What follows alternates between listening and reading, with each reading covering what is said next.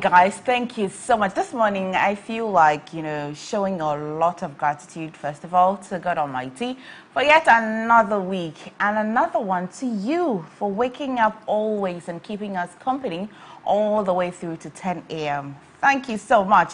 This is the AM Club. We are live on MX24 television. Once again, Mr. Numbo, how are you? I'm doing well, thank you. It's 23 degrees Celsius out there. Very beautiful weather in Accra. I love it totally. Did you sleep well? I guess. Well, the one that can help me start my week is okay. How's your weekend? It was a journey of discovery for me. I went on a journey of discovery. It was all sorts of emotions for me. Celebrating my mother's 1-year anniversary, hoping that she's fine wherever she is. And yeah, but I took some time off to go on a personal self-discovery. And I learned a lot about myself. You guys, you should try it too. How about yours? I can say something for myself. Okay. Finding who I really am within. Spent some good time with good people. Okay. So yeah, it was a good weekend, I must say. All right, guys. But guys, once again, welcome. It's the 15th day of August 2022. Here is the AM Club on MX24 TV, home of fun, fearless, and factual stuff. We are hoping that you're going to stick with us as we carry you through a fun, fearless, and factual content day. And starting off, of course, with our daily dose of vim. We'll read them shortly. We're going to open the phone lines.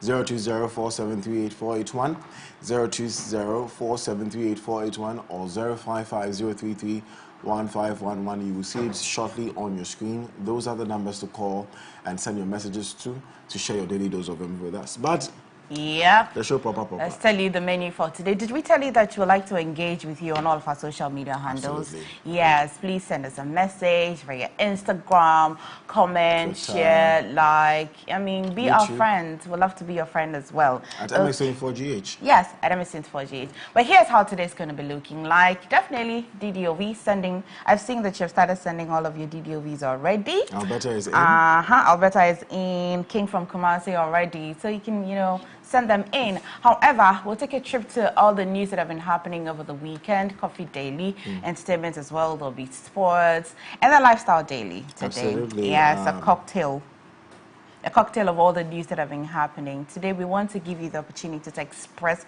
how you feel about all the news that have been happening the whole of last week, over the weekend as well. We want to set our week very, very well. Absolutely. We'll start with, obviously the La Bianca, La Bianca case. We'll move on to how the police is faring and hoping to, respond to our emergency calls in 10 minutes. Yeah, that sounds amazing. So sending all of your comments at a point. And then, yes, Godwin. And then on Motivation Monday, as we always do on Mondays, we are hosting live coach, motivational speaker, marketer, Lady Sam. She's sharing her inspiring journey with us. And then, much later on the plug, we'll host Petra Odubayo. Did I mention as well? Yeah. Petra Odubayo is our guest on the plug. It's a Gospel Monday, so get ready. We're in the spirit this morning, guys. I'd like to hear from you now. Your messages are in, and the phone lines are officially open. Please come through. Did you say the numbers already? 020-473-8481, 020-473-8481, or 055-033-1511. Okay, so let's go to Brekum already. This person says, please, good morning. When they start with that, humility. Sometimes the person you're comfortable telling your problem is actually your problem. Interesting. Right. Interesting one, coming from Brekum. Alberta, definitely. Good morning, Inyanom. My DDOV for today, take life a day by day and be grateful even for the little things. Do not get caught up in what you can't control. Rather, as much as you can, make the best out of it. Happy New Week, Alberta Tadi. Alberta, thank you so much. Good morning, MX24. I am King inside Kumasi. My DDV for today is stay focused, believe that you can achieve at the highest level, surround yourself with others who believe in you, and do not stray from your goals. Thank you so much. That's coming from King inside Kumasi. Where shall we go? Western North? Western North is where we begin with our calls. Felix, good morning, as usual. Hello, good morning. How are you, my brother? I'm doing fine. How was the weekend? It was good, though. God's grace, oh. What's your daily dose of it? Yeah, so go ahead, Felix. My DDOV, push yourself because no one else is going to do it for you. push yourself because nobody else is going to We'll it. push you. We'll push you. Oh, Felix, that's a very simple one. You push me. Thank you very much. I thought you were going to give me Bible scripture today, but it's all good. Thank you. Thank you, Felix. Have a beautiful day. Yeah, thank you. Okay, good morning. I'm Club Ben. Okay, so his name is Clan Ben, and he keeps confusing with the club and all of that. But he says that, good morning, I am Club. Good morning, AM Club. I am Clan Ben. My DW for today is never say you're not beautiful because the likes on media are not many. Okay, so essentially when you post Don't out, judge your beauty by the likes you get on social media. okay, so never say you're not beautiful because the likes on media are not many. Now, beauty is not about physical structure, you mean physical stature, or charisma, but intelligence, and that's the sad truth is no one wants to hear. But the boys say they don't. The intelligence, you know. If you don't look at the person, how will you see the you look at the person before you see the intelligence.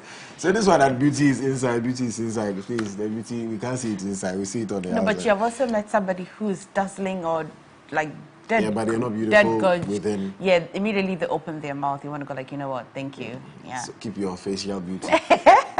Okay, good morning, Emefa. For Cultured coming through from Asiman Case, it says that whenever you do not understand what's happening in your life, just close your eyes, take a deep breath, and say, God, I know your plan. Just help me through. Happy birthday in advance to MX24. So tomorrow is a big day for us here. And Cultured is like a dedicated family member. So he started wishing us a happy birthday tomorrow Tuesday. It's the AM Club. It's the AM Club, actually. Yeah, it's the AM Club. Yeah. MS24 is already 2 years old. Yeah.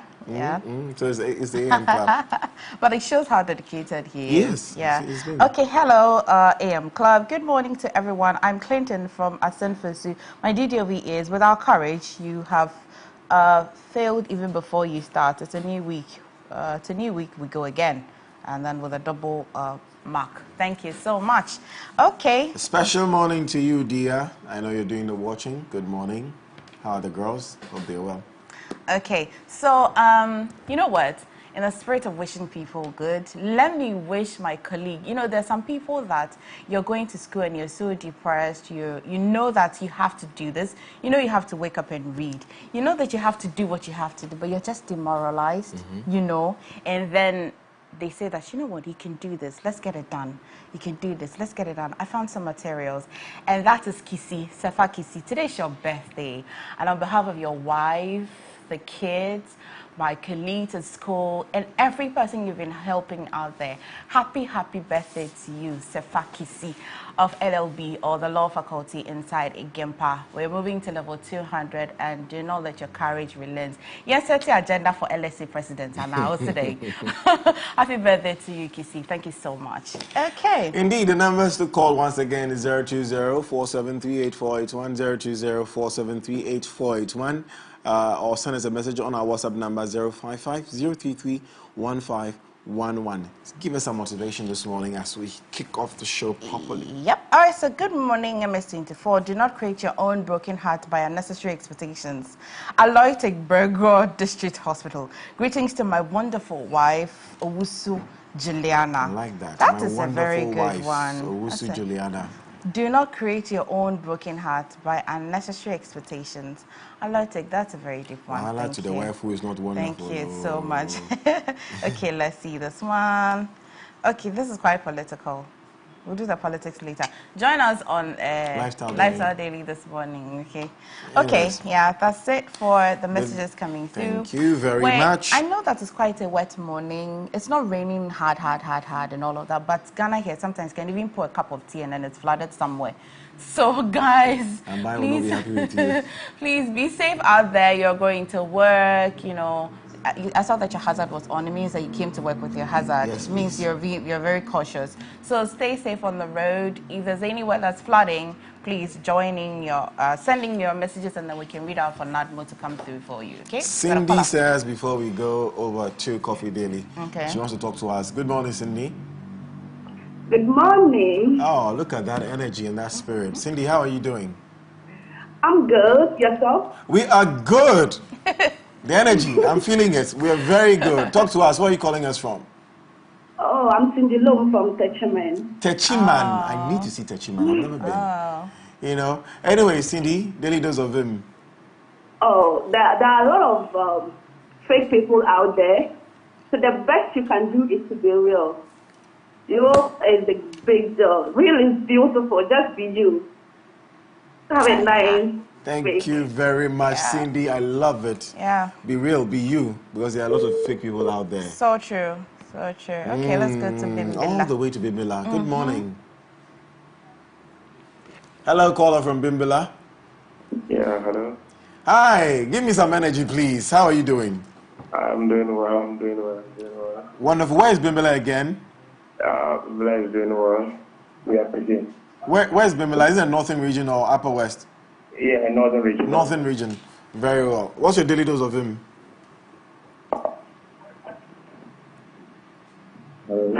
Hello? Because What's your daily dose of him? What's your motivational message for us this morning? Yes. It's just good simple. Just focus on what you want. Don't focus what you need. Focus on what you want, not on what you need. Really? Isn't it supposed to be the other way around? That's different. Yeah, that's Maybe hey, that's but that's his justification. motivation. Yeah, that's different. Yeah, thank you. Maybe what you want to give you satisfaction. Maybe What you need may what not. you need is you need it doesn't mean that it give you satisfaction. But anyway, good morning, AM Club. Jonah from is it B Town or the person has abbreviated the town. B Town. Okay. Okay. The thing be say whether you like it or not, Yawa go come. So prepare. People have started this morning. Good morning, my beautiful Mamaga and Godwin. You're both looking good as always and keep doing the good work. Said them, the boss from Temba. Said them, thank you. You're always very generous with your words. Thank you so much. Okay? All right. Let's go to Kamasi and talk to Wisdom. Wisdom, good morning. Hello, good morning. How are you doing, brother? I'm fine, eh? Wonderful. We're doing well too. Talk to us. What I have to say this morning is that happiness makes up in height. That's which you lack in length. Huh? Happiness is what? Happiness makes up in height. That's which you lack in length. That's my... Yeah. Okay. Thank you very much. Wisdom. I just know that happiness something. Yes. Yeah.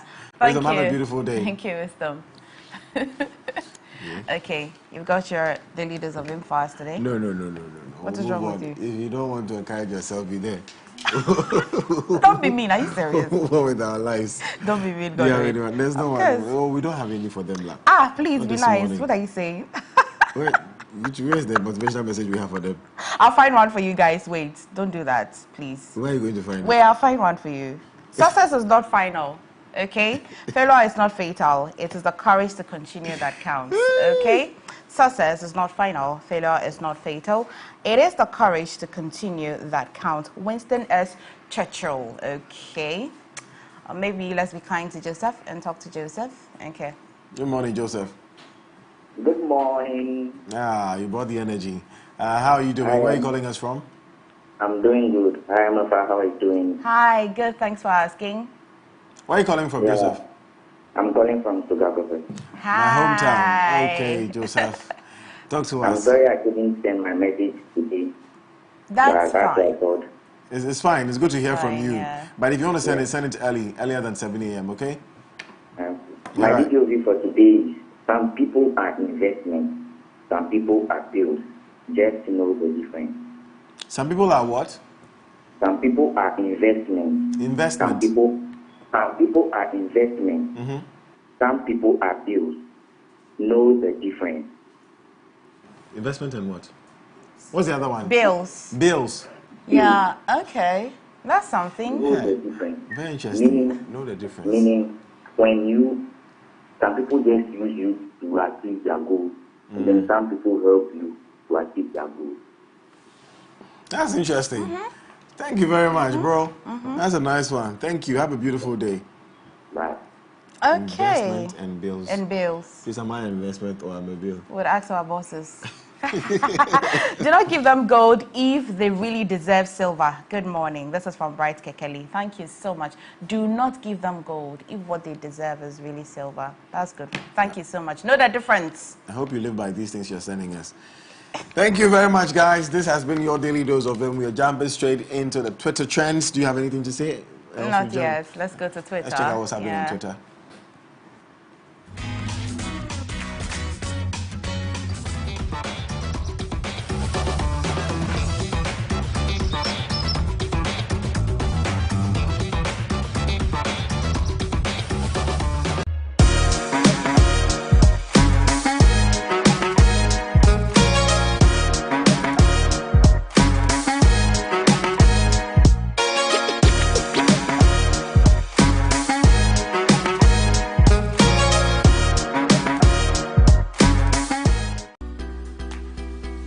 Need the best of in-depth analysis, top personality interviews, trending and breaking news all come your way.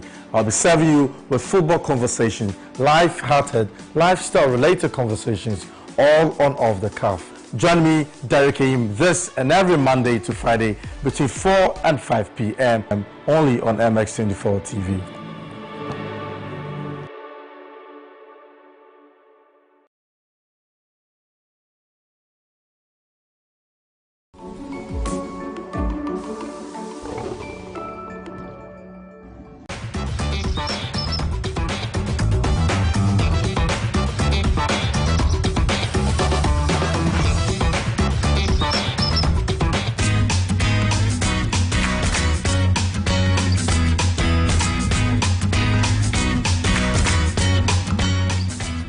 Hi guys, many thanks for your company, for joining us today on the AM Club. We're live on MX24. We're going to go quickly to the trends, but here's something I really need you to know.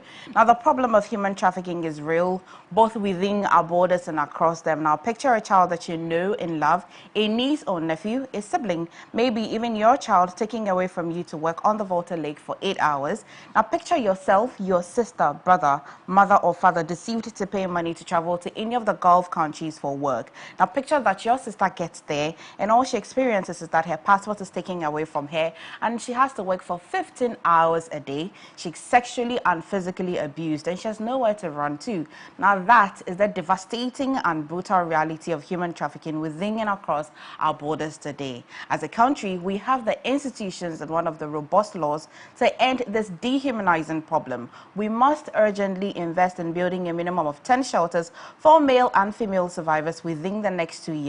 Now let us be each other's keeper by reporting any suspected cases of human trafficking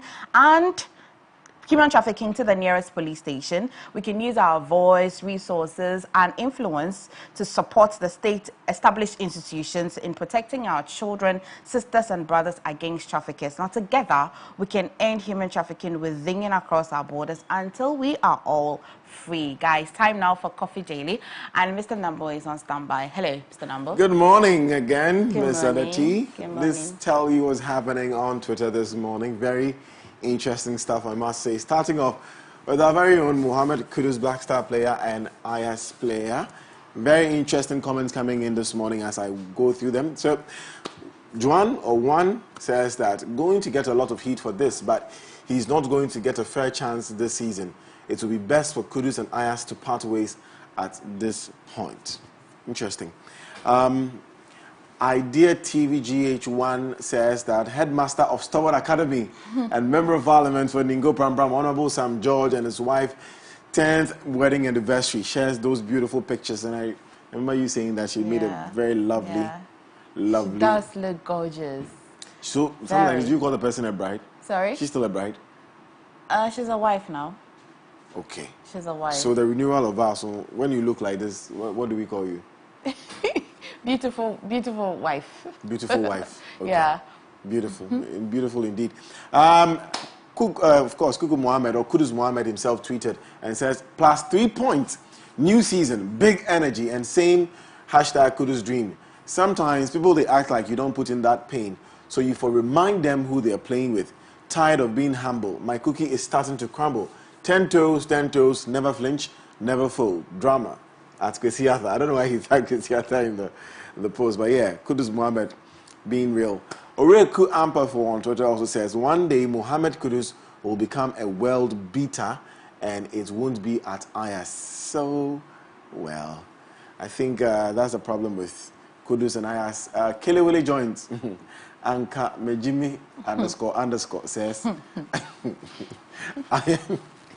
Ajax lead 5-1, 83rd minutes, and they are now bringing on Kudus. Mohammed, hear me out. Maybe, just maybe, Kudus should leave Ajax and join these small Ligue 1 or La Liga or Bundesliga teams for much playing time. So I think it has to do with the playing time at Ajax. Kudus is not getting enough playing time. Ajax tweets and says, let's go, Kuku, 100. And Perry comes to command and says, we don't like what you guys are doing to Kudus. What's this?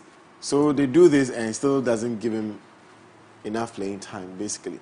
And Ghanaians are not happy. I'll skip this. Skip it. Ajax FC. Kudus coming on for the final 10 minutes. Well, I believe the coach knows what he's doing. And what's it, Minko Blues? Adolfo Asa says Ghanaians, they talk as if Kudus is better than most of the players in Ajax. Hey, so everybody's on Kudus' side. Only this Ghanaian says that we are talking too much because it's as if we are saying he's better than all the other players in the team. But I mean, is he something worth attention? I mean, I haven't really followed his football journey, so I'm unable Mohamed to. Kudus has been doing very well at Ajax, and even when he came on for the Black Stars, great job. Okay. Amano Isaac, Kudus is waiting at Ajax. The manager know the book himself. Bro should push for a transfer to get more playing time. Ghana needs this gentleman to be sharp in Qatar. Indeed. And lastly, Kudus tweets again and says, no excuses. Winning is the only option. Beautiful. So, yeah, that's why our very own Kudus is trending. And we know why Bridget Otu is trending. Because do we? Don't we?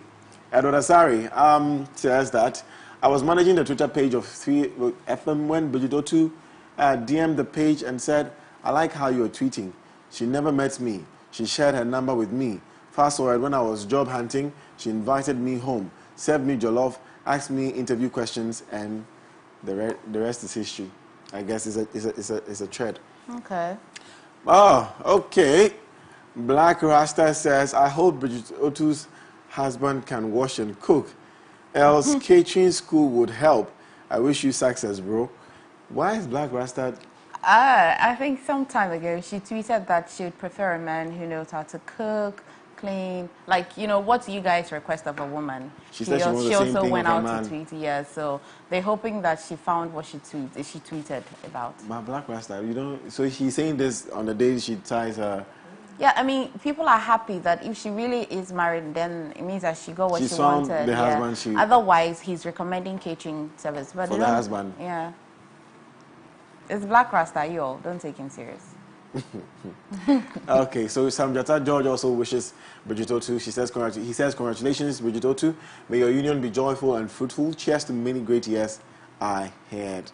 Oh, beautiful sight, I must say. Very beautiful. Mac Jordan, at Mac Jordan says, congratulations, Bridget Otu and Manche Biago on your union. Yep. Congratulations, Bridget Otu and Manche Biago. Y'all gotta make it rain. Okay. So, congratulations coming in. Oh, my goodness. My goodness. What? What? Oh, Lord. Who is this guy on Twitter, honest? This Bongo Ideas guy, who is he? Does he like the idea that people talk about him and say negative things? He said that's what he does. That's his job. So somebody shares their beautiful wedding pictures and he comes and says, Bridget Otu is pregnant and using marriage as cover-up. I mean, like, so, don't they flag people on Twitter? I don't know how Twitter works. Don't they block? How does it work? I think people have not, intentionally reported, that much. Okay. I think it starts from internally. If anybody wants to take him on with his comments, because he really says very derogatory stuff. Defamatory stuff, and yeah. But you just one day. Lastly, Kali J.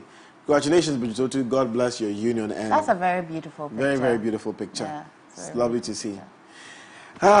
Last trend, perhaps, and then we move on to our local stories. Oh, we can't go without doing this. History about to be made in Africa. The Gift of God album, or #GOG album, to be launched 17th October 2022. And shares a beautiful picture in the background of Shatawale's cover album. Shadrach Amonu Crab says, Shatawale GH announces the release date of his most anticipated album during his second day performance at the Summer Stage in USA. The African Dancehall King is dropping the Gift of God album 17th October 2022. The world can't wait for GOG album. Right. Bring your knife, I go break my tortoise. Contractor Music Group says Ghana, Shatawale GH is the first African to headline a reggae album of reggae giant. First Ghanaian to hit the Billboard song charts solo with Dream, and first with RIAA, R-I-A-A, gold certificate with Beyonce, Gift of God album, Tropical House Cruise to Jamaica. And he does his signature Shatawale style. Finally, Gift of God album from the King Shatawale drops on 17th October 2022. So, pictures being shared, Shatawale performing in the United States of America and announces the launch of his Gift of God album. Let's do Neymar and Messi quickly before we go. Jonathan or _ Mark Jonathan says, Mbappe wants to be the main guy at PSG so bad, but he's forgetting that Messi and Neymar are on 100 form. But they came to meet Mbappe there, didn't they? Or Mbappe joined later. PSG is such a funny team. Mbappe and Hakimi versus Messi and Neymar. Why is it versus? They are in the same team. What's wrong with people, though? Like, it's the same. How are you pitching teammates against each other? And these three have been very, very, close and... okay. Mbappe thinking he can play as number 10 like Messi and Neymar. Bro thinks he's that guy. He's just Look at the cat.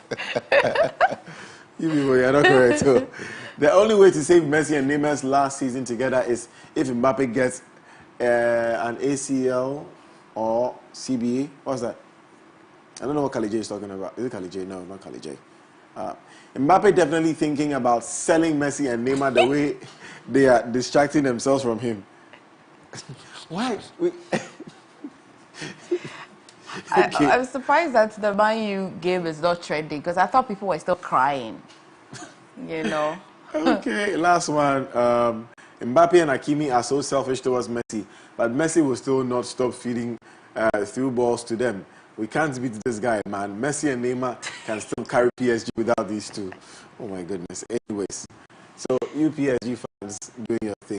Anyways, let's move to our local story. All right, guys. First on the local fronts, the Ministry of Foreign Affairs Regional Integration said investigation allegations of clear airports being used to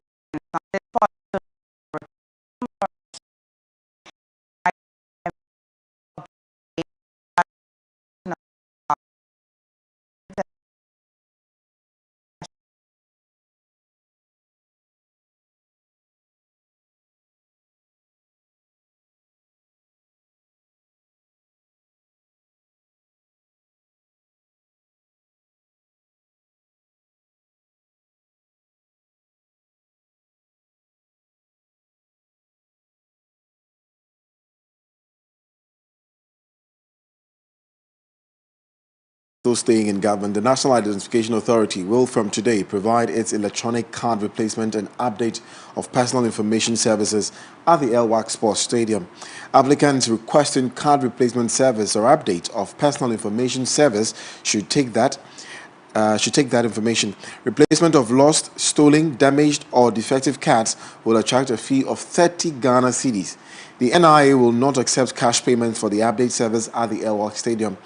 All other updates which do not result in the printing of a new Ghana card for an applicant are free of charge. All applicants for the update service will be required to provide the reason for the update and must support the request with evidence. And every request for an update or replacement will be handled on the day it is made. Review of request may take longer than a day. And I can't wait.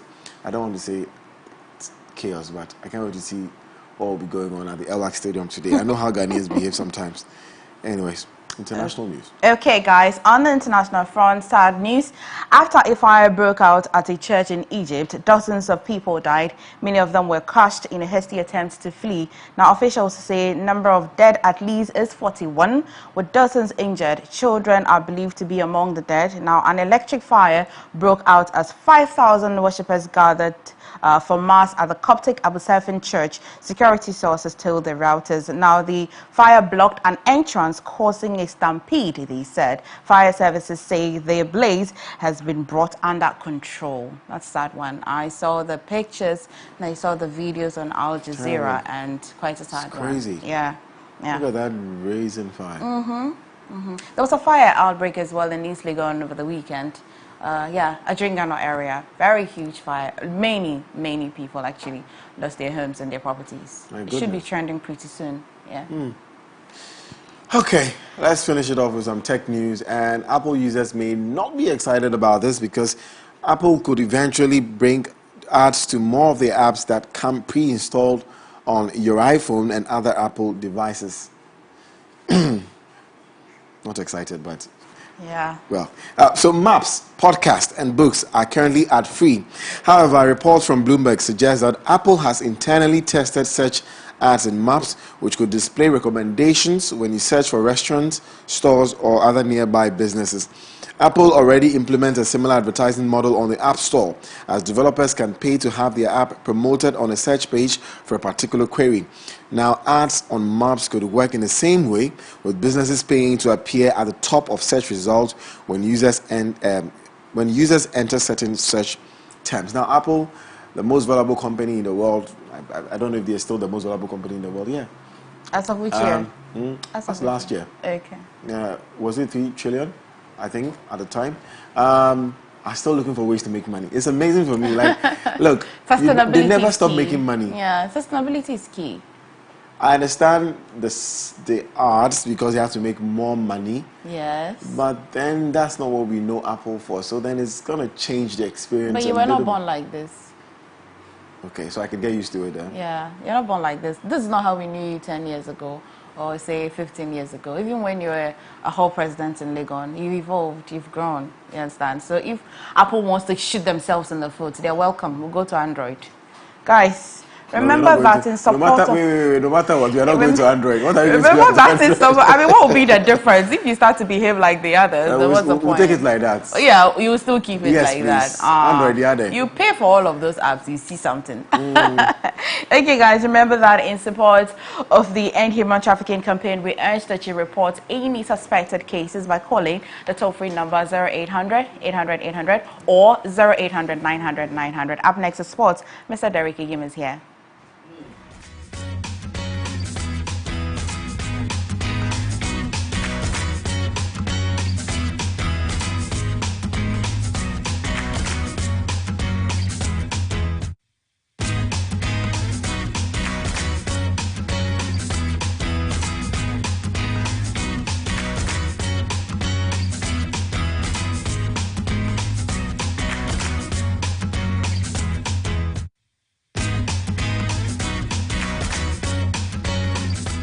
How are you?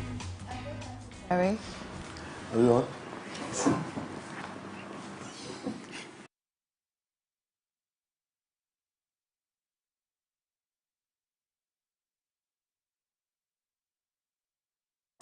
Welcome, good morning, and it's Sports on the AM Club, and today it's packed because what happened yesterday, I'm not sure it's going to happen in the studio, but it's all good. A London derby with everything in it involved.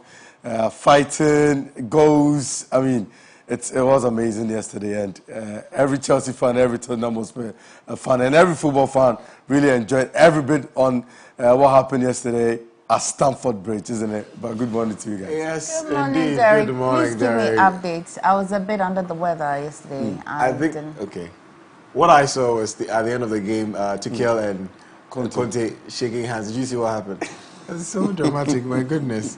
But it was cool. Yeah, I'm sure we're going to touch on that as well. But then first of all, it's a disappointment for the Ghana Under-20 team because the Ghana Under-20 team are out of the FIFA Under-20 Women's World Cup after losing 2-0 to Japan in their second Group D game last night. The Princesses conceded a penalty after a break, and Hamo Maika made no mistake by converting from the spot to give Japan the lead. Maika scored her brace in the 72nd minute as Japan held on to progress to the quarterfinals. The Black Princesses have no point after losing 2 matches and will play the Netherlands in their last Group D game on Wednesday at 22 hours GMT. We are coming back home. Nice. We're coming back home? Yeah. But where will you go? After just 2 games, we are coming back home. US are sure. Imagine they sit on the flight. US beat us 3-0. Japan beat us 2-0. But these are good teams, aren't they? They are. I mean, no disrespect, but what do you mean? They are good teams. But even their male football teams may even score as well. So are you trying to say that in Qatar, we even come home sadder than this, or when we get crushed, you say that they are good teams. Portugal is a good team. Uruguay is a good team. It's a good but team. They are good teams. No, they are good teams, but it's better to be scored by a good team. It's okay. That we beat by Comoros. I see what you mean. You understand what I'm saying? I see what you mean. Imagine they're coming in on the flights. They play. We are going. You know that small sound that they play in the speakers. They'll be playing. Heavy notes from Rihanna specifically. Rihanna don't want to touch your soul. Please, next. Now to the London derby, the participate in the London derby where at 6 minutes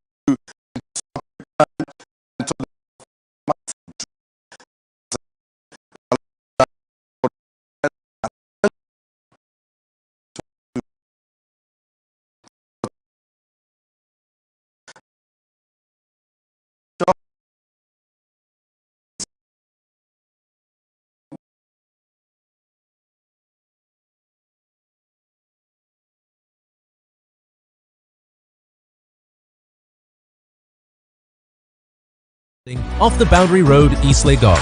Give us a call on 024-235-5956 or 054-454-8612. Ice Adonis, the story of stepsisters whose rivalry turns to hatred when one sister is framed for murder. From the action-packed opening episode featuring a prison break, followed by a dramatic fight at a wedding, the story twists and turns through 5 years as the wrong sister battles to win back the life and love stolen from her. Be ready for the suspense, the excitement, and the emotional roller coaster. An addictive tale of hatred, rivals, manipulation, and deceit, set in the glamorous world of the cosmetics industry. Ice Adonis premieres on MX24 this July. For sponsorship and inquiries, call 0243-024-552.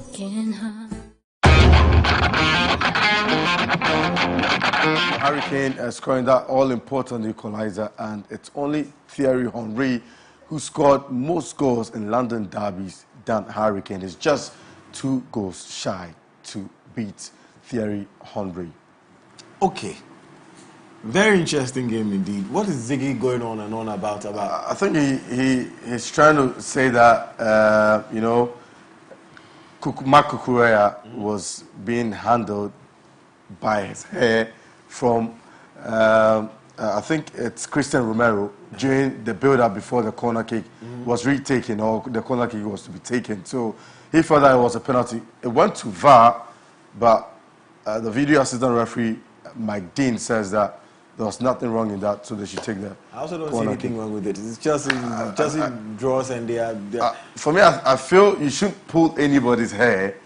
Senior, the referee did not see it. Did he see it? Anthony, so that's why he had to point to VAR for them to assist him. But then if Mike Dean, Riley said that he didn't see anything malicious in that, so they should take that corner. But then after that, when Anthony Taylor blew the whistle, Antonio Conte went ahead to shake Thomas Tuchel, and Tuchel held him very tightly and said that, look into my eyes. You don't have to, shake my hands and then look off. So look into my eyes, and it brought about so many. I wish we could have shown that. I wish we could have that, but I'm sure we're going to get more of that during the cup. But then away from that, another disastrous football from Manchester United, where Brentford produced a stunning first-half performance as they scored 4 goals in 35 minutes to condemn Manchester United to A humiliating defeat at the G-Tech Community Stadium. Goals from Josh Da Silva, Matthias Janssen, Ben Mee, and Brian Mbeumo as the visitors to an embarrassing defeat.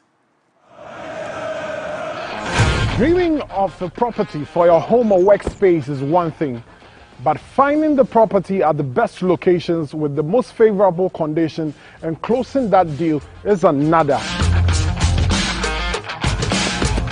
And that's why we are here. From Accra, Ghana, to Lagos, Nigeria, to Cape Town, South Africa, we are bringing you prime properties, affordable home solutions, and intriguing interviews with CEOs of various real estate companies and everything in between and on.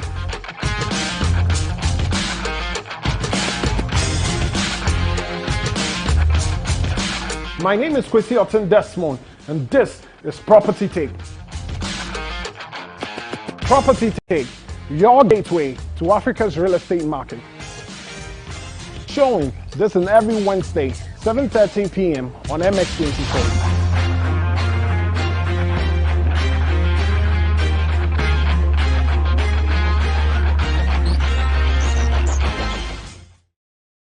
If you're into content production for digital or TV, say hello to the MX24 studios.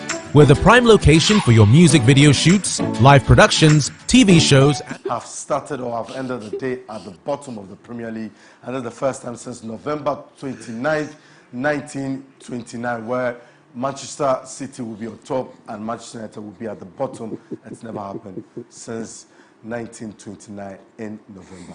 This is absolutely unacceptable. They're wearing green jersey. Why would this happen? When did Manchester start wearing green jersey? This is away jersey. Yeah, but nice. It's a traditional jersey. During or back in the day, they had a green jersey. So like a typical Ghanaian, I'll say is the bad luck is in the jersey. So Cristiano just wore the very first time. Wait, did Ronaldo play this game? I can see him in the picture. Yeah. Who else played in Manchester? Everybody. Everybody plays. Everybody. All the best players. Who? Everybody. Who? And Brentford did this to them. Even Guy Jesus played. It's not easy.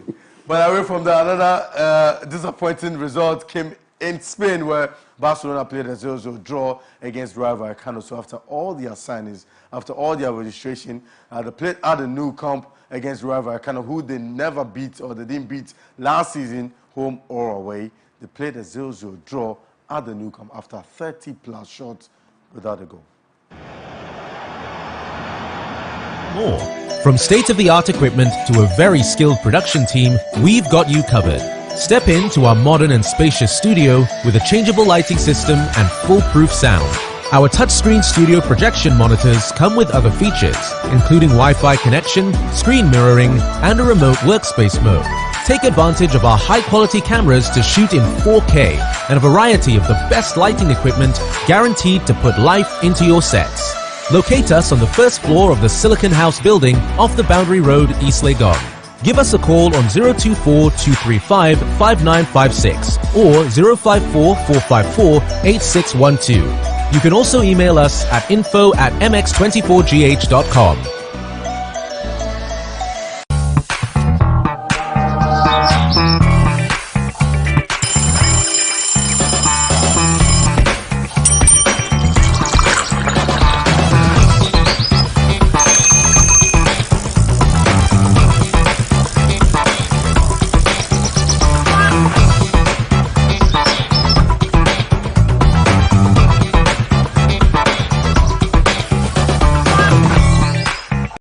Adonis, the story of stepsisters whose rivalry turns to hatred when one sister is framed for murder. From the action-packed opening episode featuring a prison break followed by a dramatic fight at a wedding, the story twists and turns through 5 years as the wrong sister battles. Came from the bench.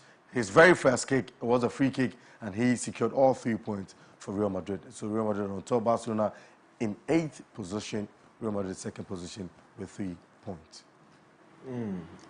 Like we said, was it, when did you ask me this? On Friday when we said, yeah, okay, we said Real Madrid might end up winning the league, but I'm not convinced. But it's just second game, so yeah, just first game actually. First game. Yeah. Okay.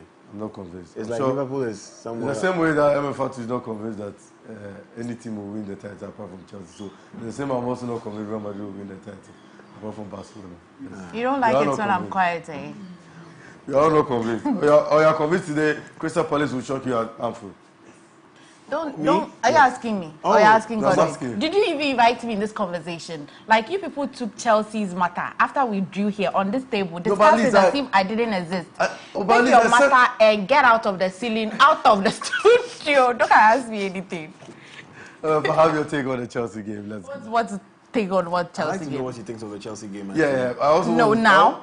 Now, after we have sport. seen how Manchester United lost 4 goals, and after I've seen how Barca, people had opportunities to like score, and you played that kind of a couple kind of that's game. All for sports. You still have the moral right to ask for me. more sports, do log on to www.ms21sports.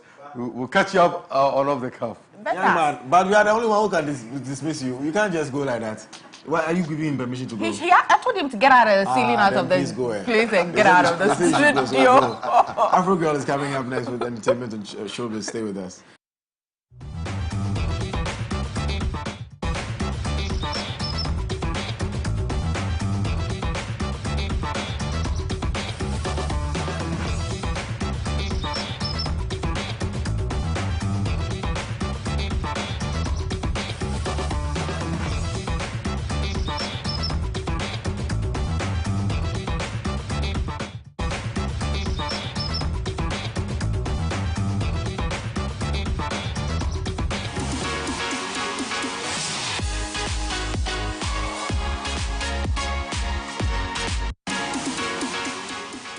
I am the Afrogirl, and welcome to MX Breaks, where I give you all the updates when it comes to entertainment and lifestyle in Ghana and across the world.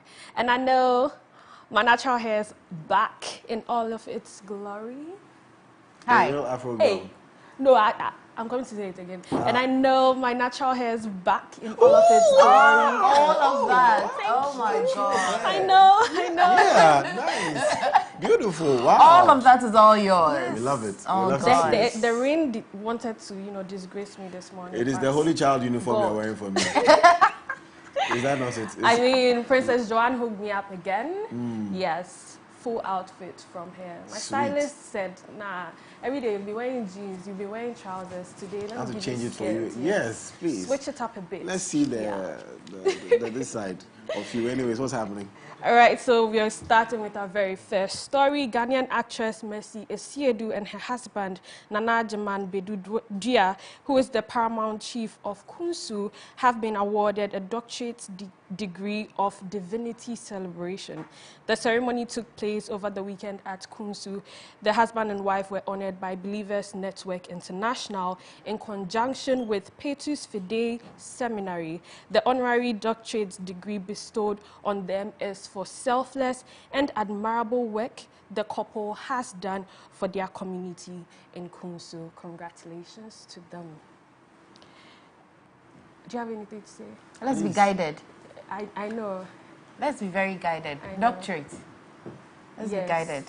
It will be safe to go to the next story, I tell you. Okay, moving on to the next story, and I'm sure Godwin will have a lot of things to say, but Nigerian music icon Two-Face Innocent Idibia has debunked the rumors that he has impregnated another woman. In a statement released by his manager, Efe Omorogbe, on Saturday, the music star said the rumors are false, and we have the statement. I think there's one before this, the beginning. Okay, so it is understandable for fans, friends, and concerned members of public to get curious and seek to know why official Baba posted an apology to his wife, Annie Indibia, family and management a few days ago. We would like to put it on record that the why is exactly what was explicitly spelled out in the same post. The pressure of almost a quarter of century of superstardom and the wish to focus on making music without the burden of high expectations of a role model. So, yes, reports of him getting anyone pregnant are totally false and malicious, and we urge all We urge well-meaning media platforms and members of the public to completely disregard such. It is fake news. Many would recall that this fictitious banker character has been repeatedly getting pregnant for official Tubaba every 2 or 3 years since 2014. There is no iota of truth in this allegation. Electronic pregnancy, dear. Everybody can get Electronic pregnancy. I'm very impressed at how this came with a very immediate, reaction, and yet for him to even send out an apology to his fans, friends, and family, it took him almost, a year to want to do that. Right? It's amazing. It's amazing. Right? It's amazing, isn't it? Yeah, it is amazing, darling. Yeah. Godwin, do you have anything to say? Yes, about how amazing it is? Yes, because at the time, nobody has brought false news against him, so he didn't need to rush to do anything. He did it in his own time. He thought it was the right time to do it. He did it. And then, you see, after he did that, somebody comes up again to come and add. Somebody's come and add to the nonsense. Exactly our point. That's how we say we're amazed. Yeah. So with immediate, the urgency is what's amazing us. Nothing Not wrong because with it of at all. or anything. At all. Nothing wrong with it. Okay, moving on to our next story. By their fruits, we shall know Not them. every time. We shall know them. Not every time. We will know them. Moving on, still in Nollywood actor Moses Armstrong has been allegedly charged with rape of a minor and supplying abortion drugs. According to reports, the 4 charges were read to Armstrong in a state high court sitting in Uyo, Akwa Ibom State in Nigeria. The judge, Ntong Tong, after hearing submissions from both counsels, upheld the defense counsel's application and granted bail to Mr. Armstrong in the sum of 5 million naira. If you didn't know, Armstrong was arrested by men of the Akwa Ibom State Police Command in June for allegedly defiling a 16-year-old girl. Jesus. Is it morning after pill or abortion medicine? They say abortion. Because sometimes, sometimes people will call morning after pill abortion let's face the facts. They said we're educating people. What is morning after pill? The morning after.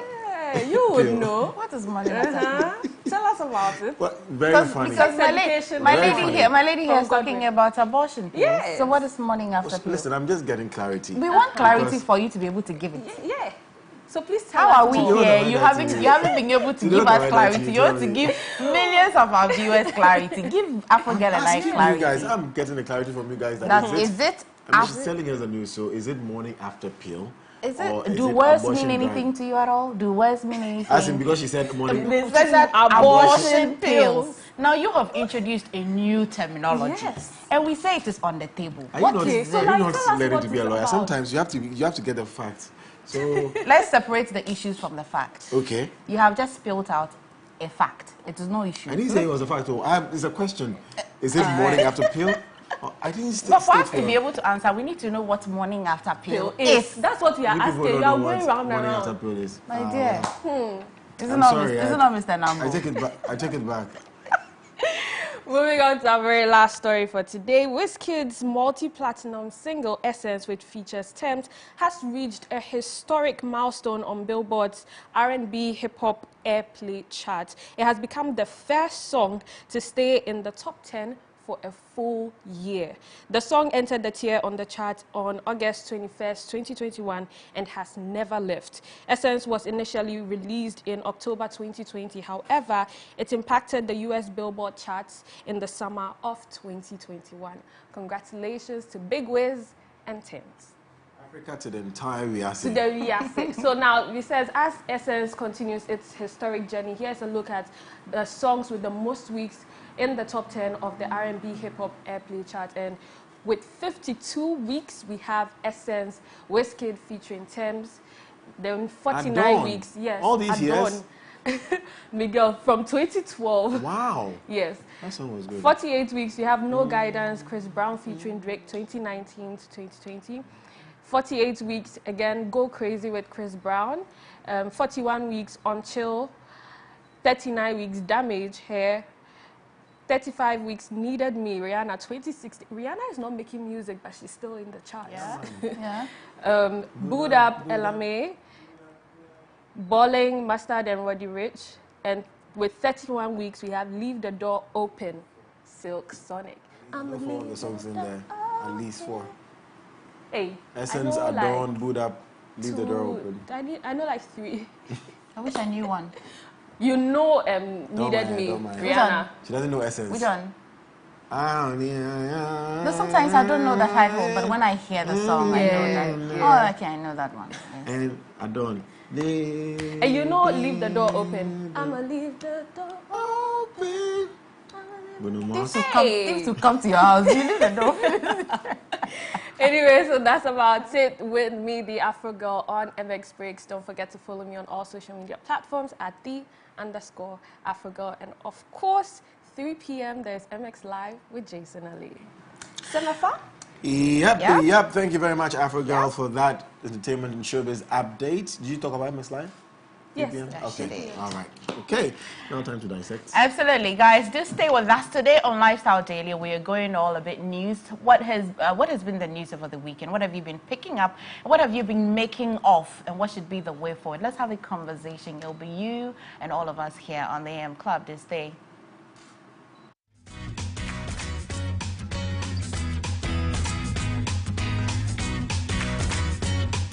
Get a passive income.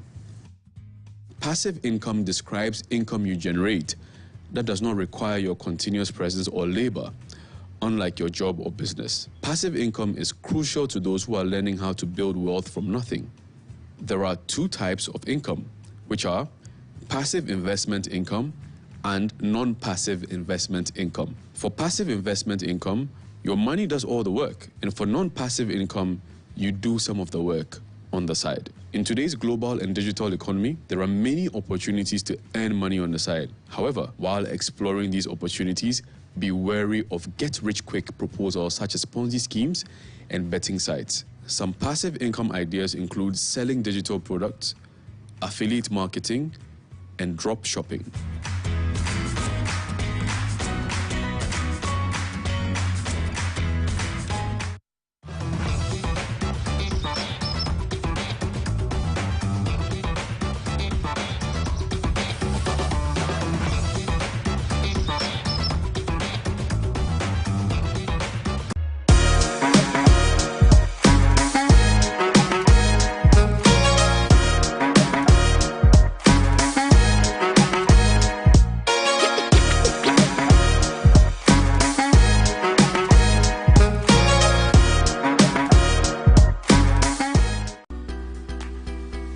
Need the best of in-depth analysis, top personality interviews, trending and breaking news all come your way. I'll be serving you with football conversation, life-hearted, lifestyle-related conversations, all on Off the Cuff. Join me, Derrick and this and every Monday to Friday between 4 and 5 p.m. only on MX24 TV.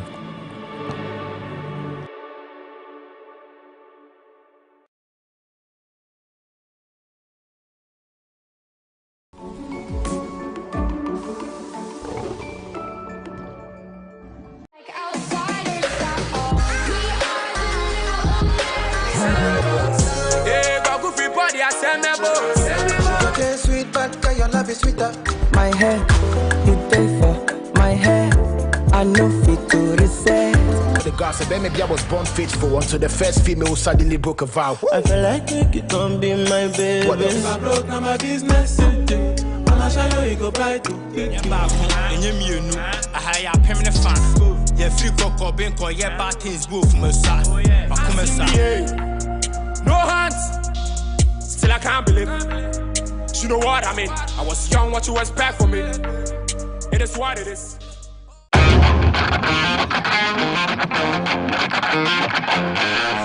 Dreaming of a property for your home or workspace is one thing, but finding the property at the best locations with the most favorable condition and closing that deal is another. And that's why we are here. From Accra, Ghana, to Lagos, Nigeria, to Cape Town, South Africa, we are bringing you prime properties, affordable home solutions, and intriguing interviews with CEOs of various real estate companies and everything in between and on.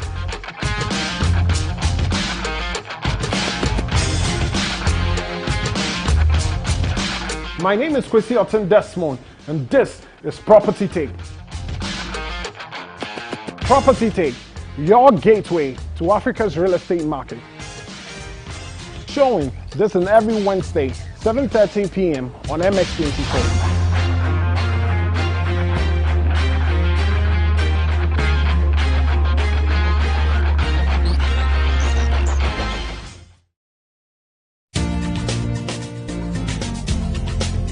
Hello and welcome to the Real Travel Show, where we take you on an exciting journey of fascinating places around the world. Invite your friends. Be my guest on this weekly journey around the world. Discover the food. Oh yes, my friend.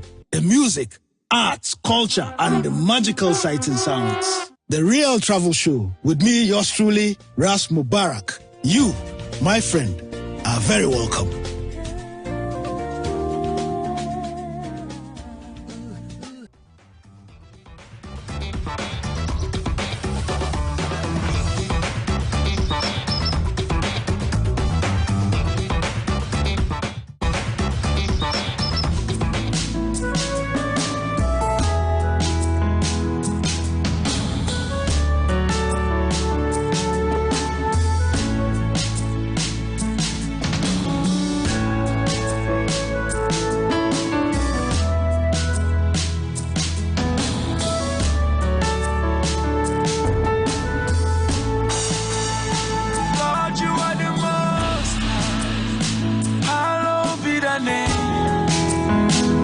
Lord, you are the most high.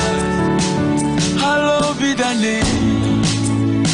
Lord, you are the most high. Hallowed be thy name. Lord, you are the most high. Hallowed be thy name. You tell me, say me kind of that everything's gonna be okay. You are the father to the fatherless, the miracle working God. You make the blind man to see. You made the crippled man to walk. You are the lily of Galilee. You make impossible possible. I got my truck in my mind. Unesino no mugane toyo. Matana chiani dima. Hello, be the name. Lord, you are the most high. Hello, be the name. Lord, you are the most high. Hello, be the name. Lord, you are the most high. Hello, be the name. Lord, you are the most high. Hello, be the name. I woke up strong on a Monday. I go to gym on a Tuesday. Then to the studio on Wednesday. I walk it out till Thursday morning. I be chilling on a Friday. I play some shows on Saturday. If you ask me what my best day is, it's when I praise you on Sunday morning. I got my truck in my mind. Unesino no mugane toyo. Matana chiani dima. Hello, be the name. Lord, you are the most high. Hello, be the name. Lord, you are the most high. Hello, be the name. Lord, you are the most high. Hello, be the name. Lord, you are the most high. Hello, be the name.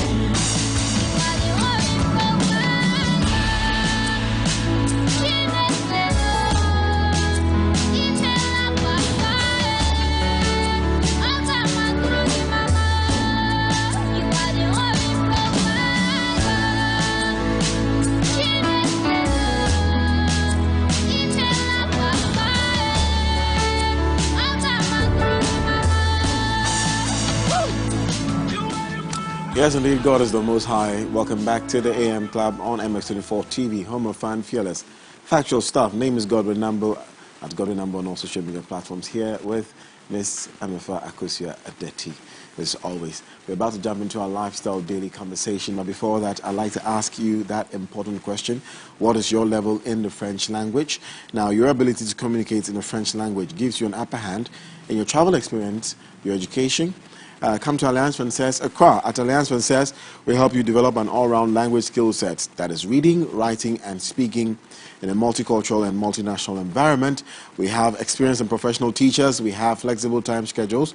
We have in-person, online, and hybrid classes.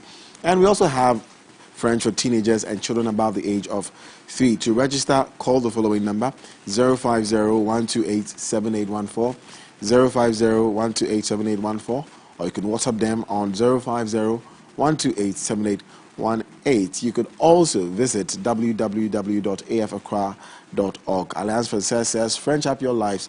Today, it's now time for Lifestyle Daily, like we said, and we'll be reviewing some topical news of national interest. Joining us this morning to do that, we have to my immediate left, Benjamin Kwame Amankwa. He's a social and political analyst. And then the fine gentleman in the beautiful African print is also Ebo Daniel, whom I like to call Ebo Taylor for some reason. He's a youth activist and a communicator. Mr. Dati. Right, guys, so just a little after that data that came up about corruption, the indexes and the conversation, we thought we're, just sliding it away from that. Then again, last week we woke up to that big news of a company called La Bianca that have been uncovered by the special prosecutor and supposedly recouping a little over 1 million Ghana cedis from them, supposedly to have been revenue that we're supposed to collect from them. Now, what's interesting is that the La Bianca company is owned by a member of, Council of States, and this person is also a board member of the Ghana Person Harvest Authority. And so this conversation, you may have come across it, you may have seen the figures. People have said that the parameters or the indexes that the special prosecutor used in arriving that is not correct. The Customs Division have also said that they did everything that you're supposed to do, so there's no loss to the state. It is the Customs Division against the special prosecutor. Now, I'll come to you, Benjamin. Again, when you heard the news, generally, what was your reaction? And what should be your reaction after all the news, the follow-up news that's coming up after that? Well, I wasn't surprised because a long habit of thinking a thing no wrong gives it the superficial appearance of it being right. And it raises at first a tumultuous outcry in defense of custom. Gosh, I didn't understand anything he said. What it means, or what I'm saying is that the culture of corruption has been institutionalized in Ghana. And for this reason, issues like this, when they come up, not that I'm privy to it before it came out, but I'm not surprised because our social institutions, our very nature, our very cultural practices endorses corruption. And so you shouldn't be surprised when these things come up. We pretend as if we are dealing with the issues. So my reaction was one of the normal things. I wasn't surprised. Okay. Okay. Because you have said, let's stick to a bull then. Please, I think my sentiments won't differ much from Benjamin here because same as me, I wasn't surprised. I wasn't expecting more because we live in this country. We know what goes on in the ports, the Customs Division, etc. We know the level of corruption that we do. Oh, we do. But the thing is, when you mention it, it's a case of where's your evidence, and so then people shut up. Essentially, if we were to open phone lines now for people to share their experience with the Customs Division or even our harbor, you realize that there's a lot of corruption that's going on there. It's either people are overpriced for clearing their goods, or people are underpriced. In this case, people who are privileged enough, make a phone call and then things are sorted. Now we have the evidence, which they keep saying, well, where's your evidence? And now you see groups like the Customs Division, you see the freight, chamber, all come out to say that, well, the special prosecutor is wrong. And none of them really haven't necessarily cited where exactly he went wrong. And I was happy that the GRE, this morning I read a news article where the GRE themselves were saying that they are dissociating themselves from the sentiments of the colonel. But the Customs Staff Association have backed Colonel Damois, who happens to be the commissioner of the Customs Division. And I don't find that surprising. I don't find that surprising because, well, he's one of them. And so the moment you indict him, then it creates a dent on them. Should certainly... That is what they should be doing, but they are not doing that. So are you, I think in that sense, saying that the staff is I think they are backing them. They are backing him because, well, he's one of them, and then whatever happens to him dents their image. The police service does that too. You know, sometimes we mention corruption allegations, and then they come out to say, no, my staff are not like that. And so, well, I'm not surprised about their stance on the issue. I mean, he's one of them. You have to do what they have to do. But you look at the merit of the case. The report is very comprehensive, 12-page report. You know, it goes on to list the procedures at arriving at the report. He interviewed these people. And the interesting part is that when you read, you know, the direction of the report, I mean, after it was produced, I think the directives he gave, that they should refund that 1 million. The company complied, which means that, well, they admit to wrongdoing. So I don't see why we are trying to sweep this under the carpet and the colonel... Would you say, sorry, Benjamin, sure. If the company paying that money back to the state, does that necessarily mean that they admit to wrongdoing? Of course, it does. I agree perfectly with my colleague. If you are accused of a crime and you know you are not guilty of a crime, there are avenues for you to challenge it. But I will be going to the details of the report. There are certain aspects that I think will actually... Before you go to the details of the report, of course, we're going to do that very shortly, okay. But I think the main news and the thing that everybody has been also talking about has to do with the response from the Commissioner of the Customs Division and what he had to say about the report generally. I want us to look at that quickly and then come back and talk about it briefly before we go into the details of the report. So if we can have that now. Since 3 days ago, what has been happening? A report purporting or coming from the Office of the Special Prosecutor trying to indict the Deputy Commissioner of Operations and myself. And anybody who has read that report very well will know the basis of that. And luckily for me, God is always on my side. Before that report came, that person had made a statement to some people who had come to them. He was going to publish something that will discredit me, and he will do that. And I even sent people to go and tell him that he's a small boy. I'm older than him. I have lived a meaningful life. If he attempts to destroy me, it won't be easy for him. People have tried it. I have survived, and this one too, I'll survive.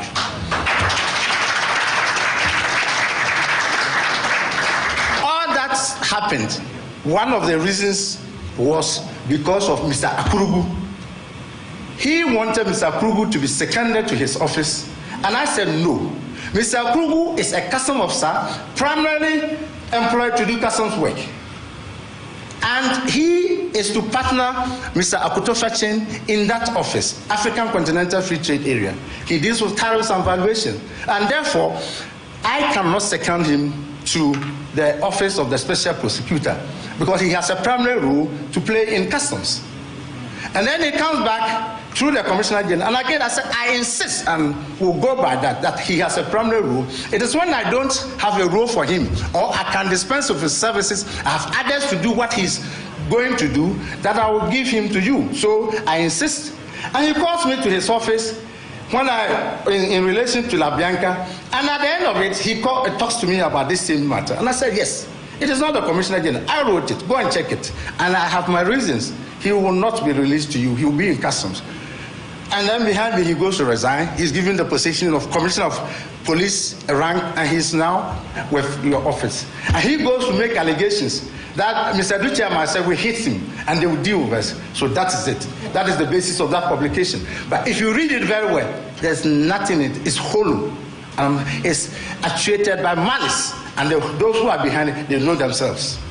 They know themselves. They've tried it several times. It is not working, and it won't work. I'm ready for any prosecution. That's what he must do.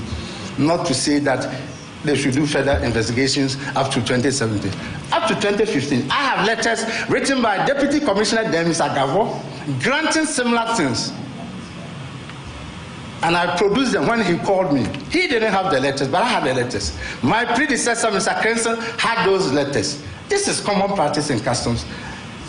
If you want to remove me, I have no problems. I won't be Commissioner of Customs forever. I'm ready to go. But don't Happy man, I must say, very unhappy, but very bold as well, you know, responding to that report from the Office of the Special Prosecutor. Very interesting indeed. We've had different people coming out to describe his reaction to this as rather uncalled for. Is that what you... A boy exclaimed, imagine. Well, how do you feel about this? I think it's just an emotional reaction. You know, he goes on to say the special prosecutor is a small boy, etc. These are all necessary. So you had the whole press to yourself to address the issues, the allegations against you. Instead of, you know, sticking to the issues, debunking the claims, you waste time talking about he having, you know, malicious intent, etc. He's a small boy. He's just trying to take you down, rather than addressing the core of the issues that you're supposed to address. I don't think this is the kind of reaction I was expecting from him. If anything, he says he has certain documents to prove that this is, you know, a practice at the Custom Division. Produce them. Let us see. You were invited to the, you know, Special Prosecutor's Office. You said you had the document. He didn't have it. What stopped you from giving those documents to him to at least back your claim that, yes, indeed, it's standard practice. Yeah. But you don't do that. You come on air to, you know, say he's a small boy, etc. I mean, the Special Prosecutor is not a child, so to speak. He works with a team of lawyers. He's, you know, an expert in his field. And so I want to believe that he did not just stand up one day and decide that this man, I've spotted him, let's take him down. I'm sure a lot of investigation went into it, a lot of work went into producing this report. And so if you have any counterfacts, produce them, you know, to make your case rather than make these claims that he's making. So it's really an emotional reaction on my point. I don't think it was necessary at all. Okay. Benjamin, so what's really the crux of the matter? Why is he arriving at the conclusion that this is standard practice? Are we talking about tax waivers here? Well, it's an aspect, not generally, but this seems to be something that is a practice within the custom operation. When he says this is a practice, what did he mean? Standard practice? No, see, it may not be generally acceptable, but it's within the customs operations. It is something that is normal. And so to waiver tax to by waiver yourself. tax, exactly. Okay. But this is supposed to be approved by the Commissioner General. Right. But because of practical reasons, because before you write to Commissioner General, he approves and you come back and do the real approval, it takes time. And the bureaucracy involved is... So permission has been given, not even written, but it's a normal practice that it is the custom division that really approves it. That's no problem. But you see, there are stated procedure that you need to follow. Before you grant such custom advance to a company, they need to apply. Now let me read something to you, which is quite interesting. Yeah. First and foremost, OSP, that is section 4.18 of the report he gave, said, Colonel Retired Amoa acknowledged the disingenuity of the outcome by admitting that the application did not meet the legal requirement for the issuance of custom advance ruling. Then again, Ms. Asamoah Hini and Mr. Eche Gadegbeku stated expressly that LaBianca did not apply for customs advance ruling. Before you grant custom advance ruling to a company, the person needs to apply in writing. Okay. This is a company that comes and admitted that they didn't even apply. So on what basis did you grant it in the first place? Do you get the point? Right. You want a tax waiver. In Ghana, even we, those who are in the public sector, before you are granted, you need to apply. And if it didn't fit, then it's granted. Right. The person never applied. So where do you have, what did you see? What document did you analyze? Which document did you scrutinize? So his reaction, as described by the special prosecutor in his own word, was half-hearted. A knee-jerk reaction, needless. Knee-jerk reaction. But could it be that because the owner of the company, I mean, it's hard to say this because when you own a company and it's not a sole proprietor, you're separated from the company. But you realize that Ms. Hini is being added to the company. But is it that maybe if it's standard practice, they don't have to apply because she is the owner and she's board member. Maybe certain privileges and certain, you know, she's entitled to that, or the company is entitled to that for holding certain positions in this country. that actually be conflict of interest. You are a member of a board and you use influence peddling, which is against the laws of Ghana, to get a favorable.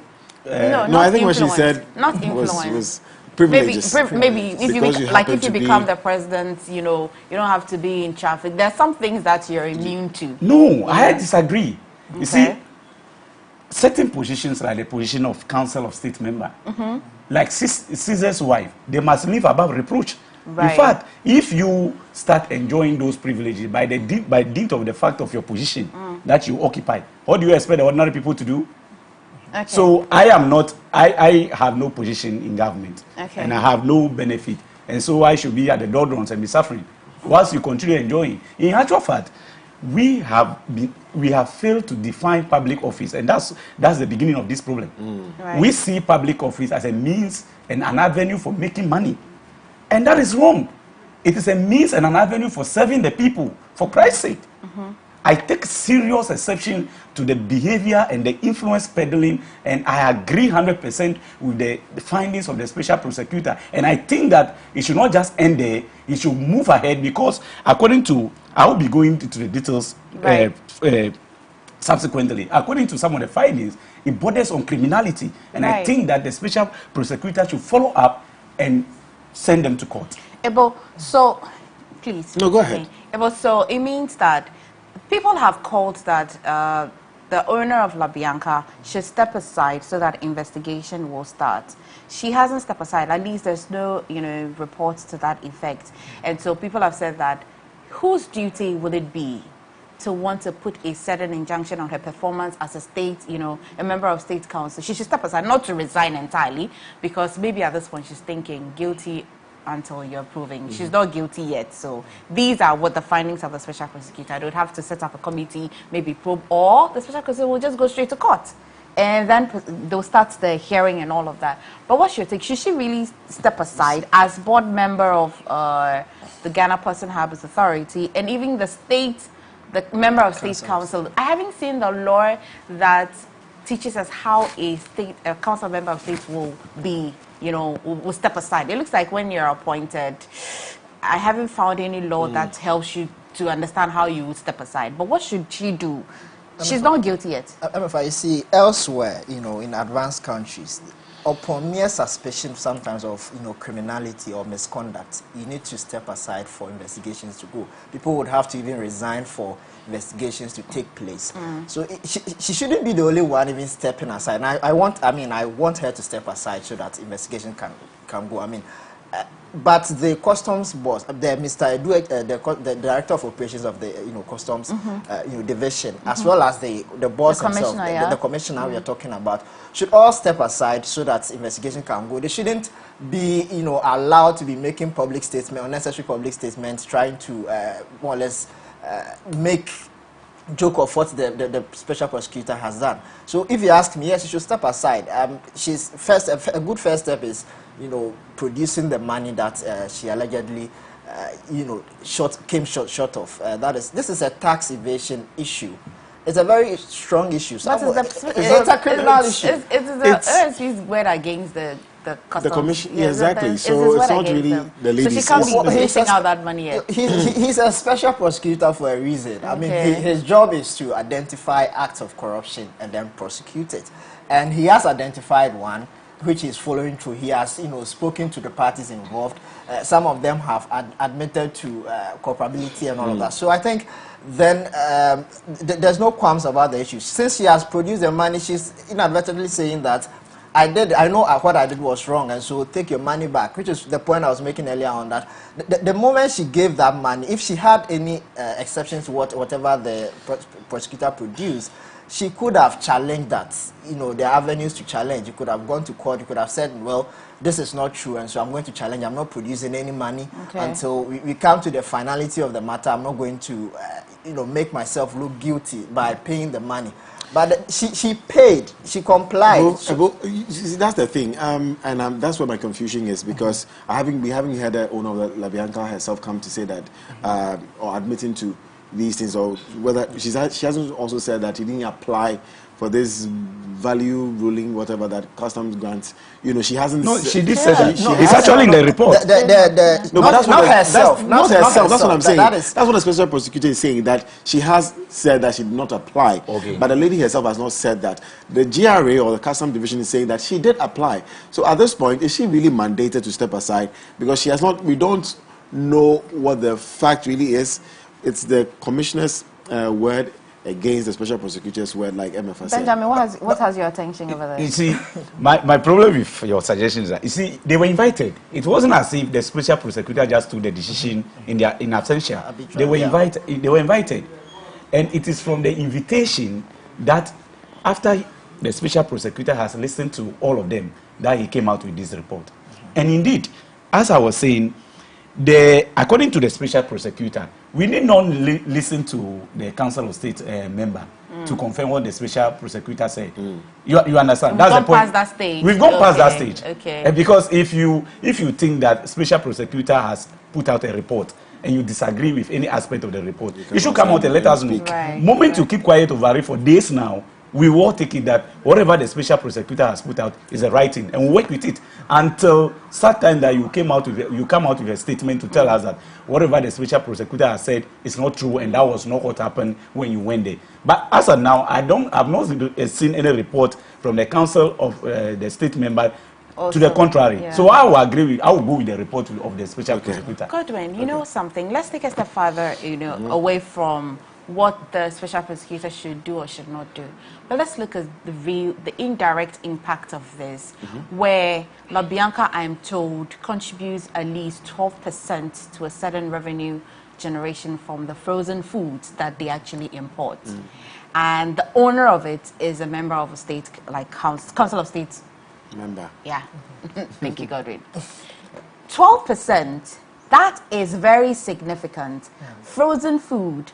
Poultry farmers have been on the cry in this country. What is the consequence of this if a person who is at the pinnacle of decision making, is the owner of such a company, and you're calling for industrialization, local industrialization? How can we achieve this? How can we achieve this? Well, that is the core of the issue. You see, the fact that we are promoting businesses and, for that matter, microeconomic stability, so that we can be able to depend on our own self and not to depend on other countries, leading to the huge debts and other things that we are having currently and the economic pandemonium in which we find ourselves. Doesn't mean that we should allow individuals to arrogate to themselves certain benefits and privilege that they do not have.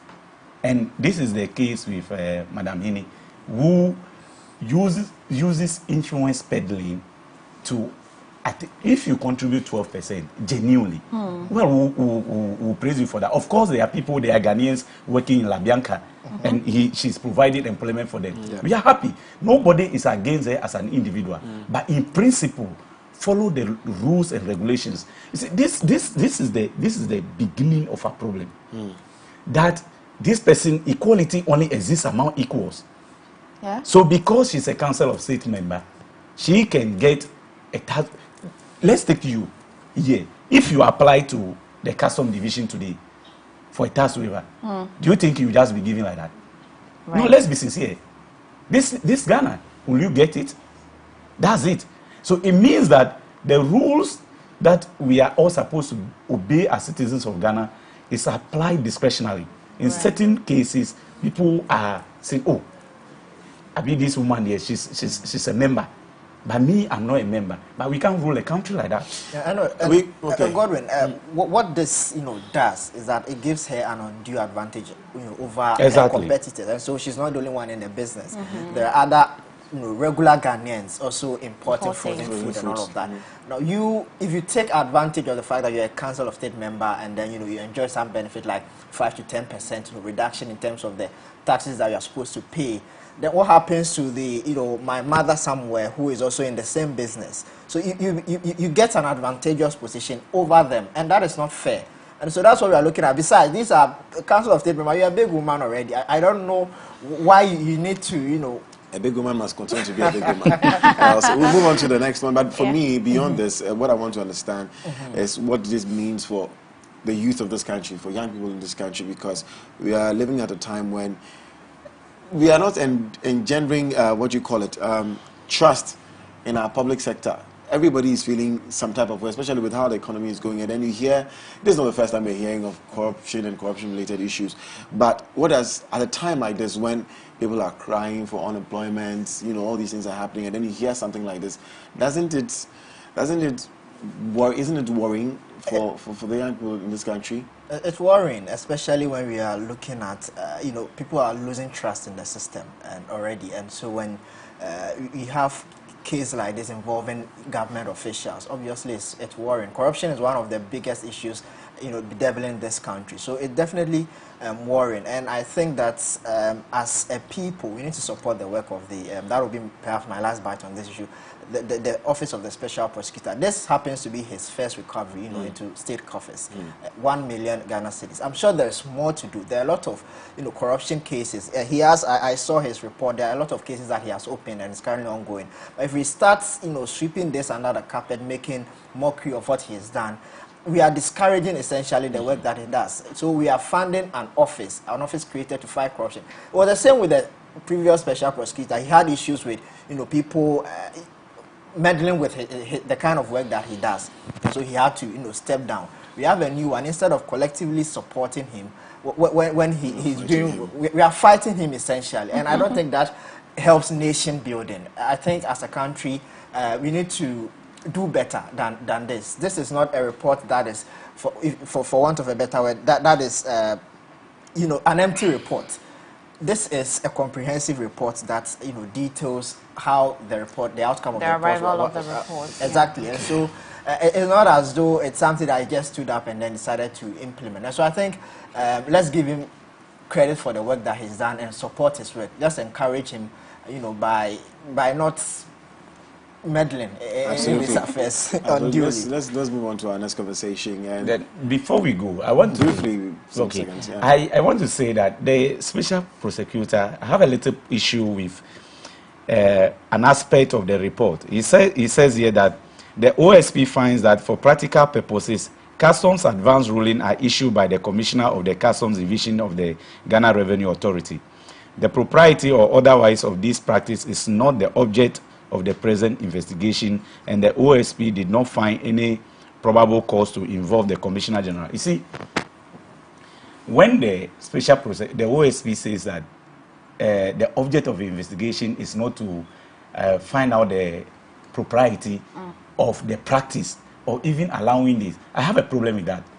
You see, that is, if you just deal with a La Bianca and you don't deal with the provision or the norm that is there, or you don't find out whether that norm of granting tax waivers to companies and how the whole thing is formed is dealt with, it means the problem is still there. Right. Because you see, I think that La Bianca and the custom man who was furious, they are finding a safe haven under the normal practice, because it's like the regulation is somehow approved by law. But Jerry has separated themselves from this and have actually, so this conversation can, you know, it can go on and on and on and on. Jerry has separated themselves from what the Customs Division have said and have given us a layout procedure on what tax waivers and who actually benefits it. And it started from last year, 2021. So I think I get what the special prosecutor means. If you want to deal with that, you separate the issue from who invaded tax, you know, before we get to know how it was invaded, one at a time for him. Many things have come up. They said they need to find out whether the Lambiaka owner owns a party membership card, and that are they even, you know, giving her energy to be able to hold such positions, to be able to fund it. So many things have come up in this conversation. We can go on and on and on. But guys, Godwin, let's go to one conversation that will matter to a lot of people. I mean, directly. The tax there to come back to bite you some way somehow. But imagine you're in trouble and then you're calling the police and they're either not picking or they are coming but they never arrive. The crime is already committed. The IGP is in speaking and reassuring us on some of the measures they're putting in place so that crime is curbed in this country. Let's watch and listen to what he has to say.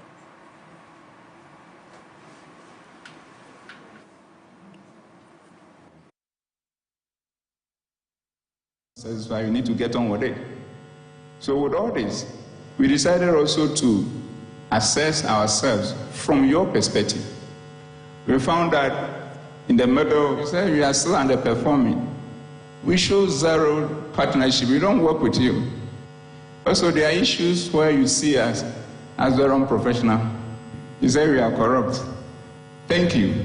We've never said that there are not a couple of people who are doing things in a corrupt way, tarnishing the image of the service. We've never said that.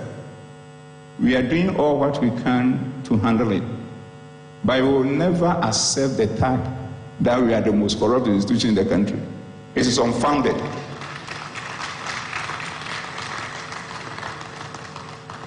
Because all those researches have challenged methodologies.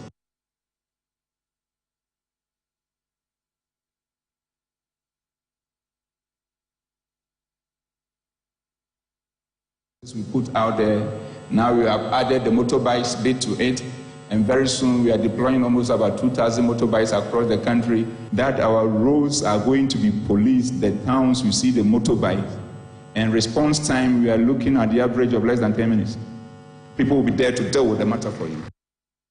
Police administration, and nobody can intervene.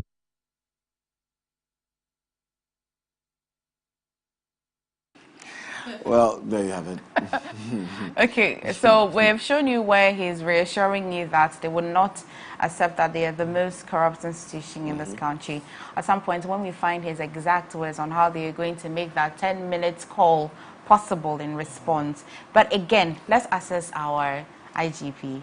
And before that, am I the only one who feels Dampare as like a G, like he's like I really like the man. I don't know why. I really like him. Well, that's a personal matter. So well, I mean, I don't disagree. I think he's done well for himself. I mean, he for himself, not for the country. For the service as well. I think he's one of the vocal IGPs that we've had. He's given visibility really to the police service, and I think he needs to be commended.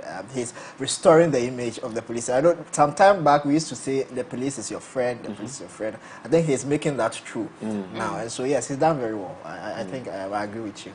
Okay. I am of the view that the vim and verve with which he started his office with is commendable. Indeed, when he assumed office, I wrote an article published in the Daily Graphic, The Dampare Effect, where I actually extolled him and said that he's doing well. However, I find his reactions to research reports and condemnation of reports that police are corrupt a little bit reactionary. I think that instead of reacting to these research reports and methodologies and such like, he should focus on more on how to make sure that the police are disciplined. Indeed, when he came, Dampare didn't have to tell us that he's doing a good work. Every citizen of Ghana saw what he was doing and we praise him. And the same way, if he's able to instill the required discipline in his men, it will show. And the citizens will be the ones condemning the research reports, not him. So I think he should not always react to research reports that find the police wanting us. He should concentrate on the job more, and his effectiveness as an IGP will be determined by the citizens, not by himself. So in talking about concentration, Ms. Godwin, please go. Talking about the concentration on his job more, 3 things have come to light over the weekend. The fact that they would now have the, police individuals have their names, inscribed into their uniforms. That's one. Number 2 says that if a police officer dies in his or her line of duty, a qualified relative would also, replace continuity of that person's job and give some assurance to the family as well. That's the third one is the fact that police response will be reduced to 10. I really do not know how long it was before that he's reducing it to 10. All of this, you don't think that he's concentrating on the job? I think, as I've said earlier, that he started well. But getting to this time, I am yet to make a definite comment on his performance, because, you see, the way he started, where you still drastically, after his assumption of office, everything started changing. At a point, I think that spirit got lost at a certain point. But I know it's not an easy work. Absolutely. And he's not the only one. He has to deal with people, and if he does not have the right support, he may not be able to show us what needs to be done. You understand? So understand all that. But I think that the reaction to professionals who have conducted research and have done their work, because the report he reacted to, I think it was by the Ghana Standards Authority. Yeah. That is an institution of state with professionals who know what actually they are into. He is a doctor, and if you are a doctor, you know how research is conducted. So that doesn't mean he cannot refute certain things. Of course, these are facts that these people have found. They're saying that it was an index, it was a perception index, wasn't it? Yeah, so this is what people are saying, that the police is the most corrupt, state institution. He's saying that, I get that, but then it's because of the past. It's because of all these years. That's why they are thinking so, but that is not what's going to happen. But what's the name? Under my... The name is perception index. So if people... So he's fighting the perception. You see, before you do the actual, you have to fight the perception. It starts here. That's exactly my point. So he's fighting the mentality before he does, But the research was on perception. And so if based on previous behavior of the police, the perception is still there, you don't fight the research.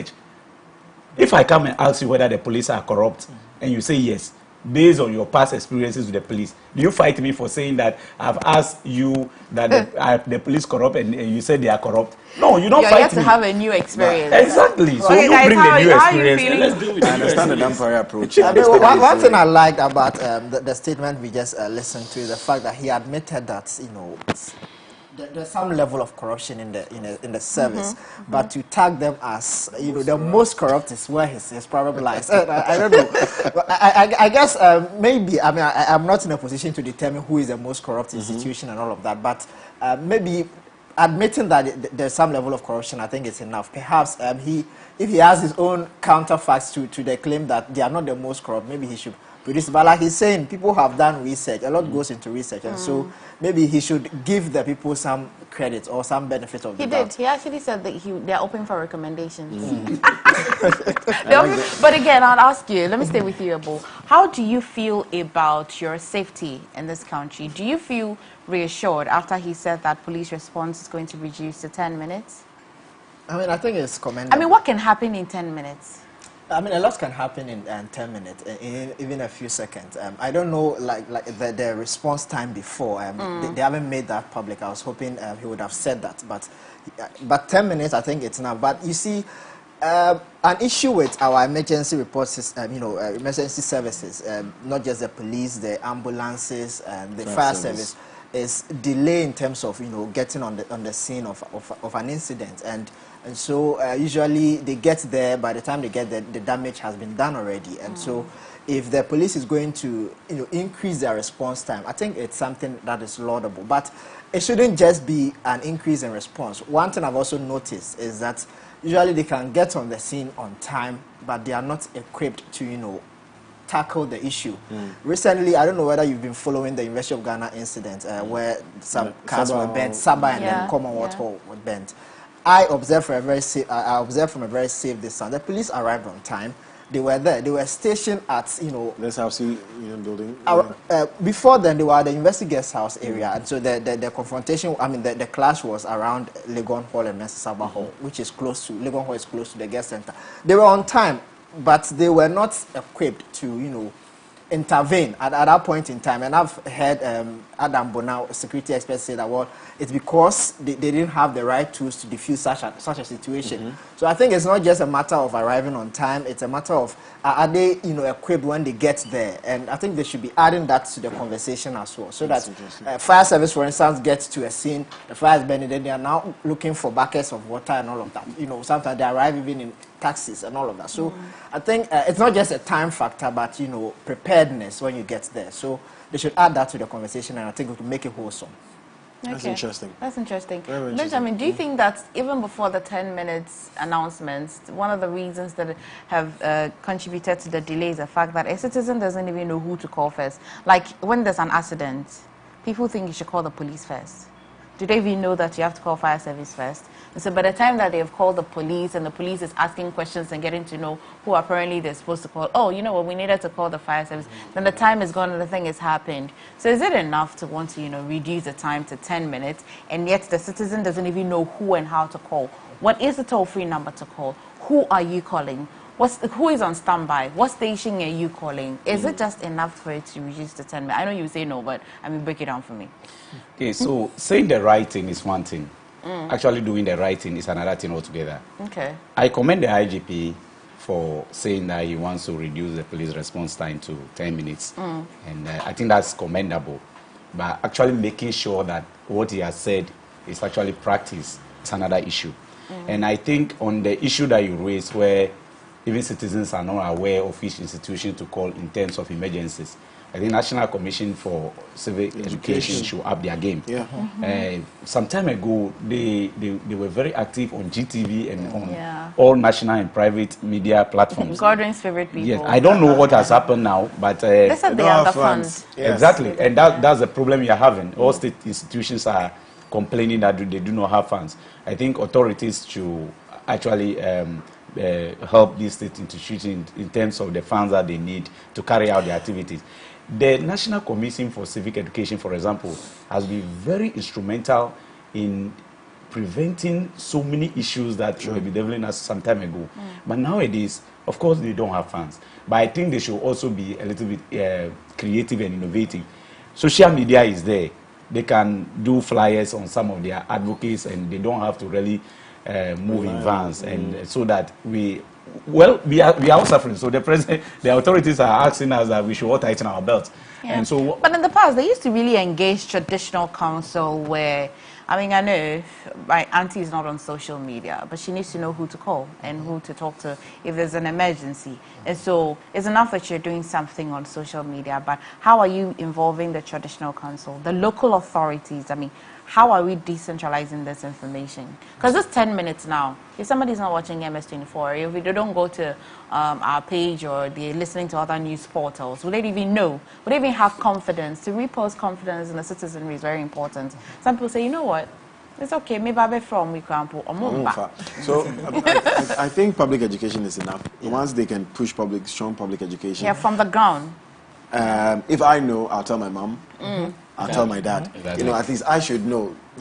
To a certain level, you understand? I understand that because they don't have funds, they won't be able to go into the villages and reach out to all these people. So at least when the corporate Ghana knows... But it's cheaper in the villages, sending messages. The gong bita doesn't need petrol.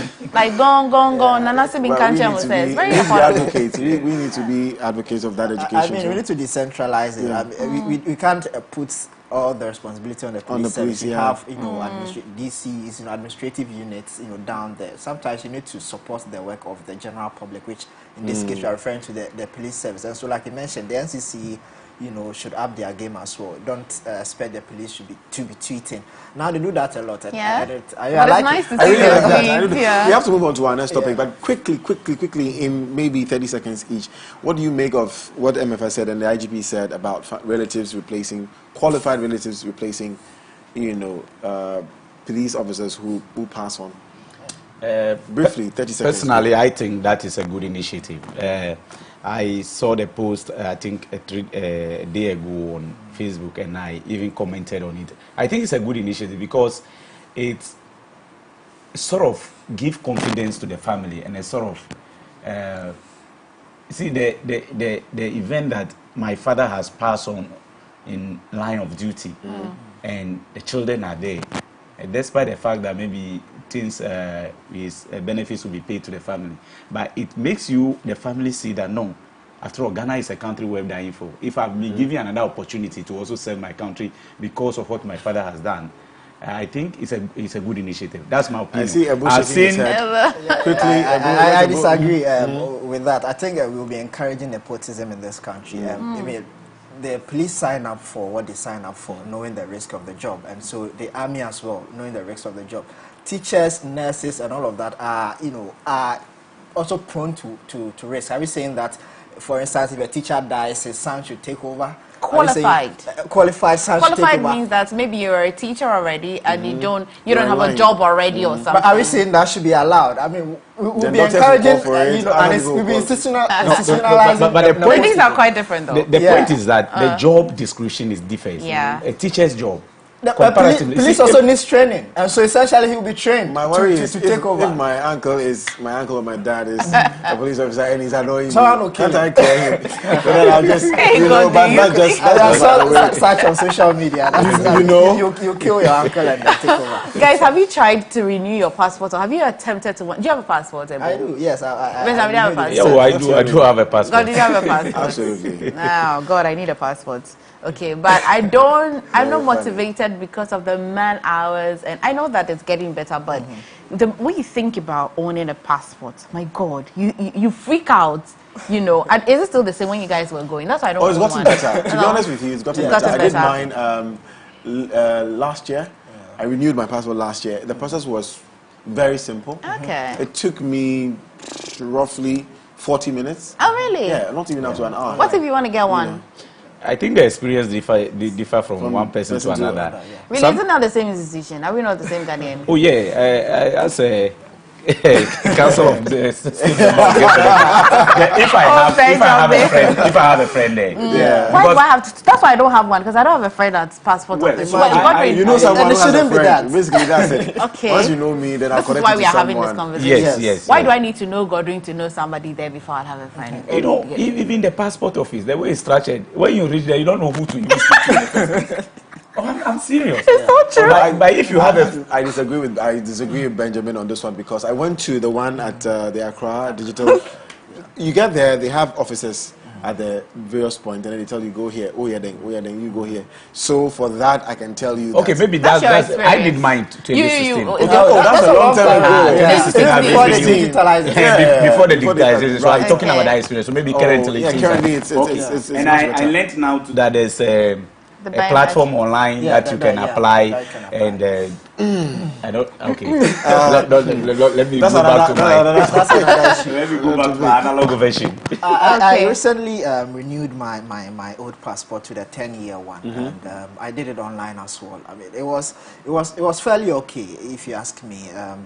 But I think I was expecting that, at least because I'm doing it online, it will give me some.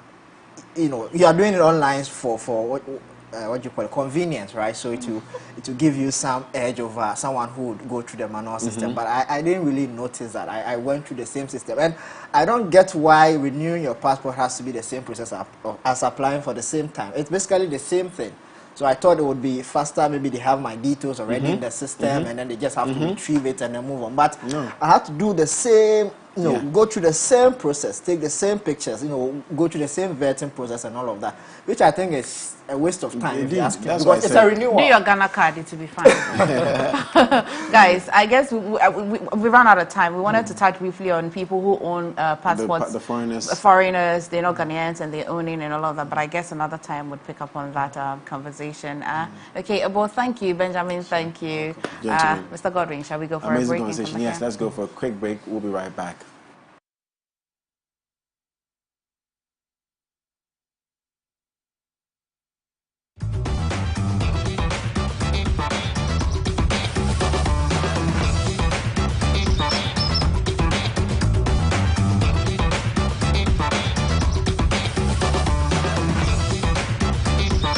Kumasi, are you ready? The Power of You, in partnership with Maven Records and Independence Hall, present the Garden City's biggest festival, a festival of live music, arts, and entrepreneurship. Welcome to the Power of You Festival Maven Experience. Join the Entrepreneurship Summit on Friday, the 19th of August, and the musical concert on Saturday, 20th August 2022, from 5 p.m. till we shut it down. The after party is at the Void Nightclub inside SG Mall. Come, let's wait to performances from the super talented Crayon, the Love Don't Cost a Dime hitmaker Magic, and Nigeria's hottest rapper Ladipo. Strap up and get your tickets at 50 Ghana Cities for the Youth Pass, 200 Ghana City for the Trailblazer, and 400 Ghana Cities for the Golden Circle. Purchase tickets at powerofyoufest.com. This event is powered by Elevate Network with official media partners MX24 TV.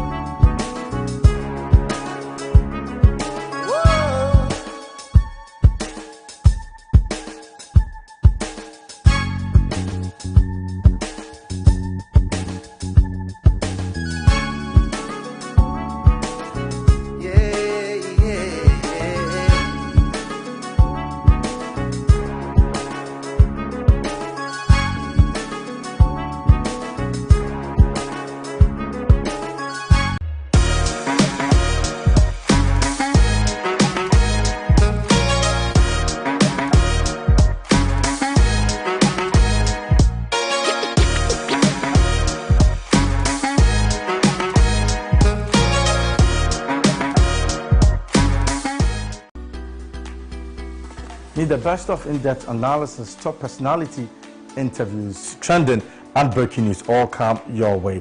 I'll be serving you with football conversations, life-hearted, lifestyle-related conversations, all on Off the Cuff. Join me, Derrick and this and every Monday to Friday between 4 and 5 p.m. only on MX24 TV.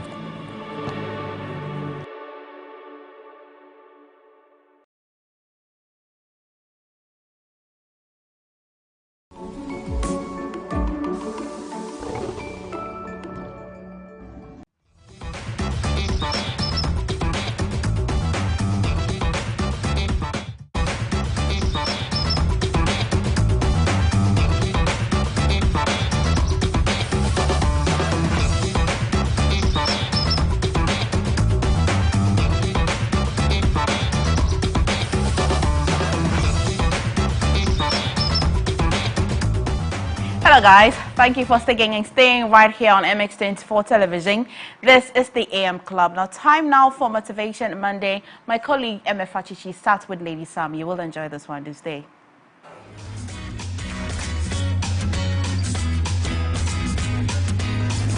Happy Monday, happy Monday, happy Monday. And to the AM Club. It's time for Motivation Monday, and as usual, we had to feed you with lots of inspiring messages and lots of words to motivate you, to keep you inspired, to keep you going. It's a new week, it's a new day, and it's an opportunity to do new things, basically. And today, we, as usual, we bring you special guests, special people with special information.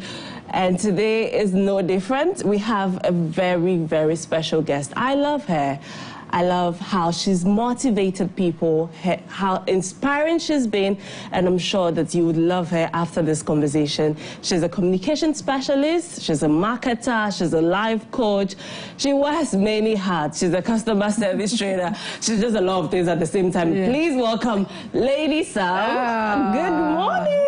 Good morning.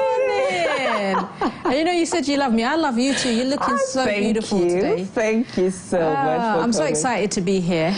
We're so happy to have you. We're so happy to have you. Just briefly, let me just start with a lot of people who love you, love your work, have seen you on social media, on various platforms as speakers, because you've been doing a great job, I must say. I really commend your work. Just tell us briefly about how Lady Sam has grown and achieved Lady Sam. I like that. Thank you for the question, and thank you for having me, and good morning to your viewers. So, Lady Sam, she's grown. Actually, I need to tell you something that I've probably not said before. The actual name Lady Sam came from my brother. Okay. And this is when I was doing a stint on radio and I needed a name. And he said, why not Lady Sam? So I like that, and I've gravitated onto it and have been using it ever since. And this was since my stint. And it's perfect. Thank you. So it reminds me, you know, the power of the tongue, names are powerful. So it reminds me that I must try to be a lady, you know. But honestly, it's a brand that's evolved. So as you had mentioned earlier on, I'm a customer service trainer, I'm a life coach, I'm a marketer, I'm into communications. And this has come as a result of the various roles that I've performed in life. I used to live in the UK, was born and bred there, and I came here and I said, the skills that I have, I want to be able to use them and impact people whichever way I can in the various roles that I've done. So really, that's me. And I'm enjoying my journey now, especially as you said, I'm on various platforms. But my primary goal, you say Motivation Monday, I like to motivate people every day. Really, that's what I love to do, and I'm trying to do. And we love that you love to do it. Now, I would want to know your secret. I would really want to know your secret, because a lot of people want to be like Lady Sam, not exactly like Lady Sam, but be sort of how Lady Sam has branded herself, and you inspire lots of people, including myself. So I would want to know, what exactly is your secret? You know, I remember once a pastor said something to me many, many years ago, and it stuck with me. And he said, when And this he was talking about in relation to prayer and your prayer life, though. But it stuck with me, and I try to use it in life generally. And it's be decided, be determined, and be disciplined. Be decided? Be decided, be determined, and be disciplined. He was talking about me and prayer because I was going on and off. But I thought that's actually really good to use in life generally. So for me, what I try to do when it comes to, you know, going for my goals, I decide on what my goals are. I try to stay disciplined. And discipline basically means that even when you don't feel like it, when you're not in a mood and feel demotivated, because as much as I try to motivate people, sometimes I don't always feel motivated. It means that you're still disciplined and you still pursue that goal because you have an end goal in mind. And you're determined. You're determined to achieve what you want to achieve because you've already envisaged what it would look like. So this is what keeps me, that's my secret really, to pursuing and staying consistent with my goals. Decided, disciplined, and determined. I love this. Seriously, I'm motivated. I'm motivated. We just started about motivated because I remember there was a quote on our Daily Dose of Vim segment on the AM Club, and it was just like you said, discipline. Discipline is achieving or doing what you want to achieve or what you have to do, even when it's uncomfortable. Yes, exactly. And it just resonated that sometimes it's not easy. Sometimes you want to sleep. You're tired. Like, not today. Why today? It's normal, right? So yeah. My next thing I would want to ask you is challenges. Challenges. Have you faced any challenges in trying to be this brand? Yeah. And anyone who says they don't face challenges, I don't believe it. I think we all face challenges. And I think challenges actually helps to perfect us, right? So we should see the positive, although at the time it doesn't feel so. But yes, I've faced challenges. And I just, you know, I use different tools, especially as a life coach. We have different tools. We have the Wheel of Life tool. Maybe I can get to talk about that a bit more later on. And then I have a vision board. So yes, I have faced challenges. And I'm even thinking of one situation at work where I was given a task which seemed so overwhelming. I didn't know how I was going to achieve it. I remember even going home and complaining to my mum. And you know, she just said those magic words to me. You can do it. You can do it. So far as they've given it to you, they've seen that you can do it. So just put your mind to it. And that was the vim I needed. And I'm telling you, I just took a few days to really think about how I was going to achieve it. And I engaged other people to help me. And actually, within 2 weeks, I went from not knowing how I can do it to achieving it. So yes, you face challenges, you face obstacles, you face doubts, but you really have to have the right mindset. It's about having the right mindset, and that's what helps you to overcome your challenges. Let's just dwell on that a little bit. You can do it. And again, if you're watching right now, as long as Lady Sam did it, you too can do it. That's right. How do you approach these challenges? How do I approach them? You know, I mentioned the tools. I think that I would say what I said again, really. It's about having the right mindset. I have a tool that I use called the Wheel of Life tool. And that looks at the different areas of your life. And what you do is a scoring system. It's just a life assessment tool. So you score from 1 to 10. So say if you're looking at the area of personal development, you score it from 1 to 10. 1 means you're very unsatisfied, 10 means you're totally satisfied. And that can tell me already where I am in life, where I am facing a bit of challenges. And then I hone in that particular area, and then I embark on a plan. Now, there are different tools you can use if you have challenges. You can have an accountability partner, you can have a mentor, you can engage a life coach. These are you know, people that you can engage to help you, especially if you have a challenge in a particular area. So let me give you an example. A mentor is somebody who you've identified has a particular skill set and you want to learn from them. Maybe you feel like this is an area you're not so strong in. In fact, it's an area you have a challenge in. And you're saying to this person who you've identified as a mentor, I want you to help me to get from here, where I am, to where I need to get to. And, you know, it's just really about engaging the right people to get you from where you are to where you need to get to. That's what helps me when I have a challenge. Now, again, it depends on the specific challenge you're talking about. I'm talking about challenge in life because I'm talking about goals challenge. There are other challenges. For example, you have a challenge maybe in terms of a mental challenge, mental health challenge. I mean, that takes a different way of addressing it. You know, you have maybe a psychotherapist, because a psychotherapist, they deal with things like trauma. So, of course, it depends on the challenge you're talking about. I was referring to those when it comes to goal setting and, you know, career, etc., etc. And staying on the right path. Staying on the right path. Again, a lot of it is to do with your mindset. You have the right mindset, the right people to help you with the right mindset, you're halfway there. I love it. I know I'm doing this for the viewers, but I'm really doing this for myself sincerely, just listening to you. Good. It's motivating to listen to you. Now, when you listen to a lot of people, they say there are strategies you have to adopt as a person. Yeah. What have been your strategies, especially as a marketer? That's a good question. A very good question. I'll tell you why. Because for me, as Lady Sam, like I said, I like to motivate people. And so I always make sure that I have the type of conversations that are aligned with that. And I go on the platforms that are aligned with that. I say that because there was a time I did a radio stint. And if I'm honest with you, when I look at some of the conversations I personally engaged in, it was a conflict to the person that I say that I am or want to be.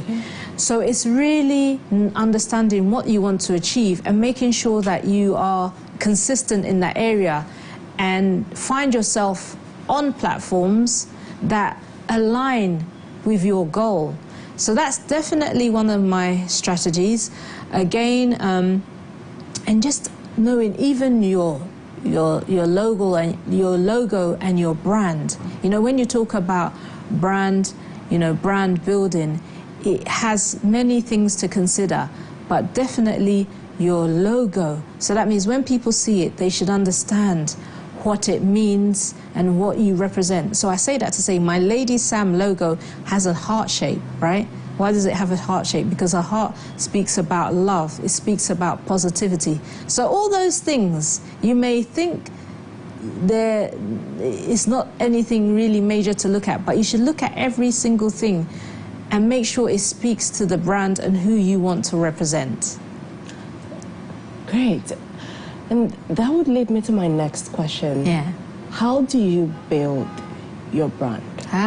Okay. How do you build your brand, especially when you are, in terms of career, life, and trying to be this person? How do you build it? I want to be a great presenter. I want to be on a big platform or whatever. How do I get there?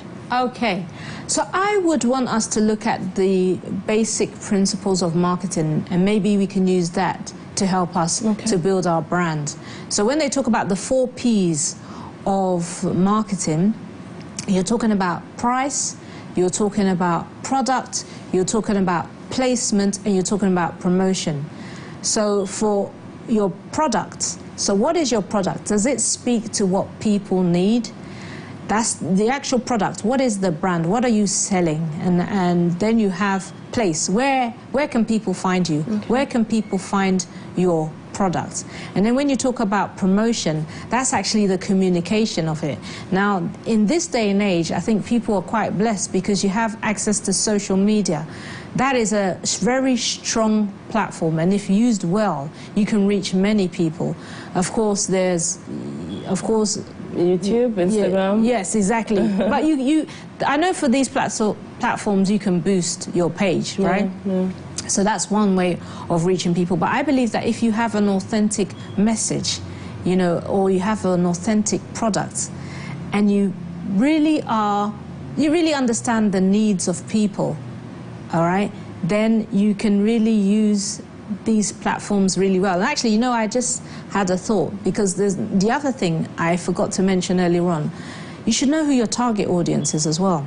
Who is your target audience? Who is it that you are trying to sell to? Because you're not for everybody, right?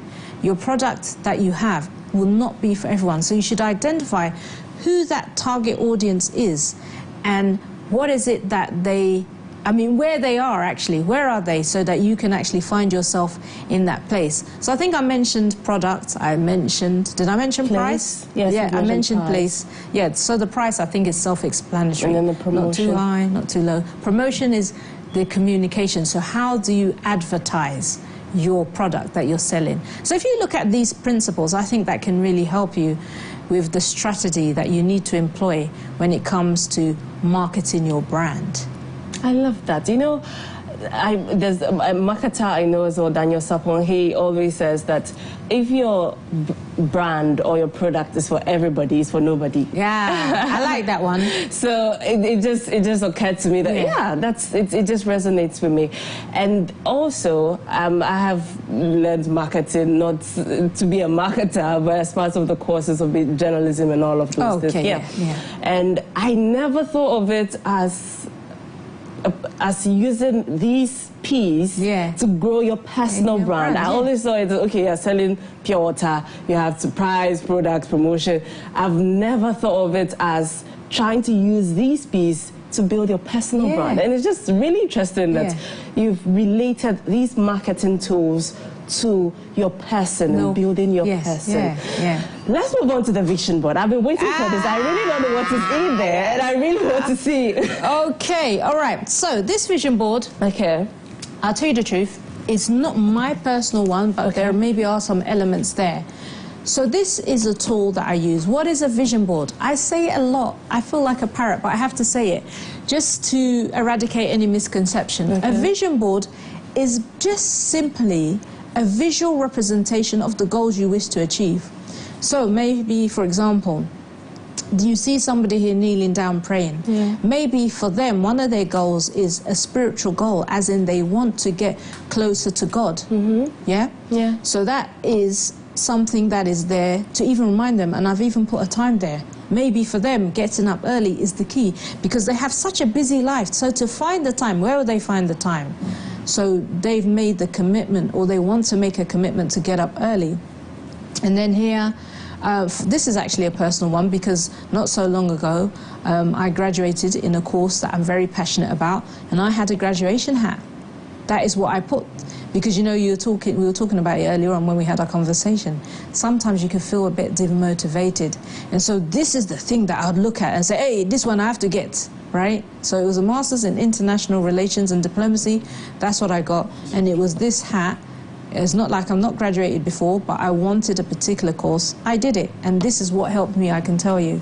So maybe somebody's interested in... by the way, I had a class not some months ago, and so I put some of the images of what some people had said. And for somebody, it's about being glamorous. And what's more glamorous than Glitz magazine? So I just put it there. You know, so these are just different images. And again, sometimes it's good to put words there of affirmations, you know, positive words. Remember I mentioned love, because I got my heart, Lady Sam. So love is quite important. If you want to be happy, maybe your diet. Money for somebody. Money is very important. You know, so again, you put the images of the things that you wish to achieve on your board, and then the trick is also to put it in a place that you'll see it daily, definitely periodically, so you connect, because we know that when you see an image, it's very powerful. You know, they say visualization. So when you hold a visual image of something, that's visualization. So imagine seeing this board every day. Wouldn't that connect you to your goal, your dream, your ambition? And you know, another analogy I want to use, it's like when you go to shopping, when you go to the market. You know you want to buy pepper. You know you want to buy tomatoes. But imagine you go to the market and you don't have a list, you've nothing written down, and you see you're distracted by all these other things. So you end up buying onions, you end up buying tinned tomatoes, maybe you end up buying even shoes because you've gone to the market. You come home and guess what?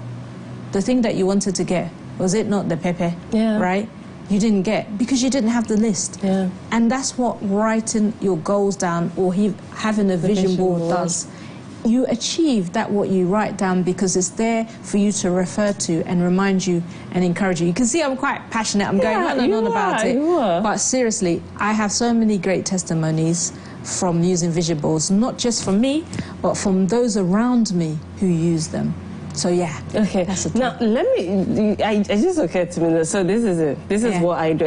This may not be an example of a vision board or a typical example of a vision board, but on my wallpaper, this is what I want to see every day. If I stop working today, how long can I live comfortably with what I've invested in? So you have that as what? Is that your screensaver? Yeah, this is my screensaver. But that is it. That's exactly it. That's a reminder, isn't it? Yeah. So, and that's exactly what a vision board does. And by the way, that's what people are doing now, actually. They have them on their phone. Yeah. It's like digital vision boards. Whatever works for you, wherever you get your motivation or that thing to remind you, to keep you on track, to keep you aligned, you use that platform. So I think that's a good one. Thank you. Thank you. Now, this is a very tricky one. A lot of people, we want to be successful. Yeah. We want to be big. We want to blow. We want to hit. Yeah. But how important is success? Look, I think it's you're saying motivation Monday. I think it's the thing that motivates people. Now, I think really the question really should be, but how do you define success? Because these days when I speak to a lot of people, I think that they associate success with money, right? And I think that may be the challenge. For me, success is achieving the goals that I've set out to achieve. That's successful. Learning to cook a new dish, for me, that's success. Yeah. It's about setting out to do something and then doing it. It's not necessarily in monetary terms, for me anyway. So I think the first thing is to define what is success for you. But yes, to answer your question, I think it is important to succeed in what you set out to do. But being successful, the first question you need to ask yourself, well, what does success mean to you? And then how will you go about achieving it? But it's not necessarily a monetary, it doesn't have to be of monetary value. But again, that could be one of the rewards of being successful. I hope you get my point. I get it. It's very important. What success means to you is probably different from what success means to me. Yeah. And it could be as little as just achieving something at work. Yes, exactly. Something that was, you know, we were talking about challenges earlier on. Something that was a challenge to you, and now you find something that you found was a challenge is something you can do easily with your eyes closed.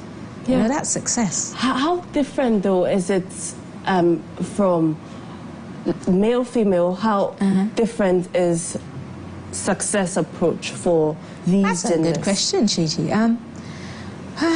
Because the thing is, I don't think that there should be a different approach. Okay. If anything, I feel like, okay, there was some research that I came across some years ago, and it was by a recruitment agency, and the research showed, right, that women were less likely to go for a job that they felt not so qualified for than males. And I thought that was quite telling.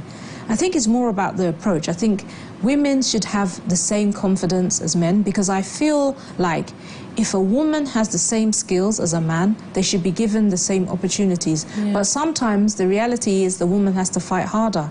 She has to have the confidence. Maybe she needs to engage in or have a mentor to help encourage her.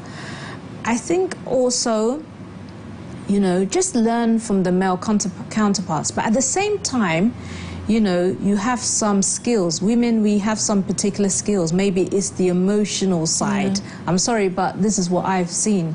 And so maybe you need to harness those more, because it's said that women make great leaders, especially because they're more collaborative in nature. I'm sorry, guys, nothing against the guys. Let's use our skills that we have and harness them and make them work. So the approach really should be the same in that we should learn from what men do and do well, and also embrace what we have and use it to our advantage. Given that you just mentioned this, the aspect of learning, what do I have? How can I use what I have to achieve what I want to achieve? Yeah. Sometimes we also make mistakes. Yeah. A lot of us make mistakes. We think we are doing the right thing, but we probably aren't, and we don't even know we are. So my next question to you is, what are the common mistakes you've observed, especially amongst the youth, trying to achieve success, trying to achieve their goals? You know, even with my Instagram, you know, I get people reaching out to me. And some of the things that they say, I see a bit of a trend. Of course, it doesn't apply to all youth, but for some youth, I feel like they already want to start from the top and work their way up. I feel like some of the youth want to get rich quick or die trying, yeah? And in my experience, it doesn't work that way necessarily. You have to, you know, there's a scripture in the Bible, it talks about ants, actually. Yeah.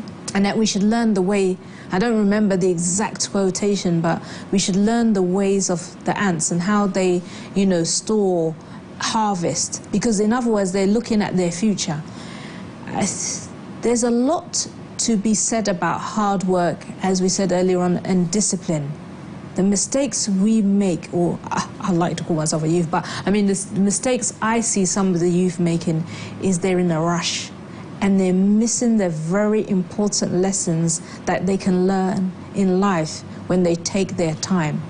Because, you know, you can get somewhere very quickly, you know, make money quickly, but it's to sustain it can be the challenge. And if you haven't learned those principles, you're going to get somewhere quick, but you're not going to stay there very long. So don't be in a rush. You may see some things on social media. Sometimes you think I'm against social media. It's a very great platform. But at the same time, that platform, it can mislead people because some people have a curated life. Even me, for the videos I do you know how many takes it takes before I put a video? They do not know. They don't know. Yeah. There's a lot that goes on. So don't believe everything you see. And sometimes those are the things that people see and makes them in a rush. What are you in a rush for? You don't know where you can end up. So I feel like just take the lessons, have a goal, you know, use the tools, vision board, have the end goal in mind. There's nothing wrong with that. But don't be in a rush and miss the important steps. Because if you miss a step, you may fall. Yeah, one step at a time. I don't know if you know this song. So it basically means take it slow, take it slow, small, you'll get there. Small, I like that. You have to sing it again for me. You see, I didn't know what it meant, but thank you. Thank you for the translation. I know I'm familiar. Yeah. So, wrapping up this conversation, money is very important. Yeah. I love money. And I'm sure a lot of people love money. And obviously their obsessions, and I'm not obsessed with money, but as much as possible, money is a very important factor when you're trying to achieve anything. How do you achieve when you don't have money? Yeah. You know, I think we have to take advantage of the resources that we have available at our hand now. We've been talking a lot about social media. We mentioned some of the negative sides. There's also positive sides. You can get at your fingertips now access to information that you weren't able to get. And you can find out about what the person that you admire does. How did they get there? These are resources that if you use to your advantage, it can make a great difference in your life. You may not have money, but if you have access to books, if you have access to the internet, data, I think is cheaper than what it was. And use that and you know, create your own classes. That's what I say.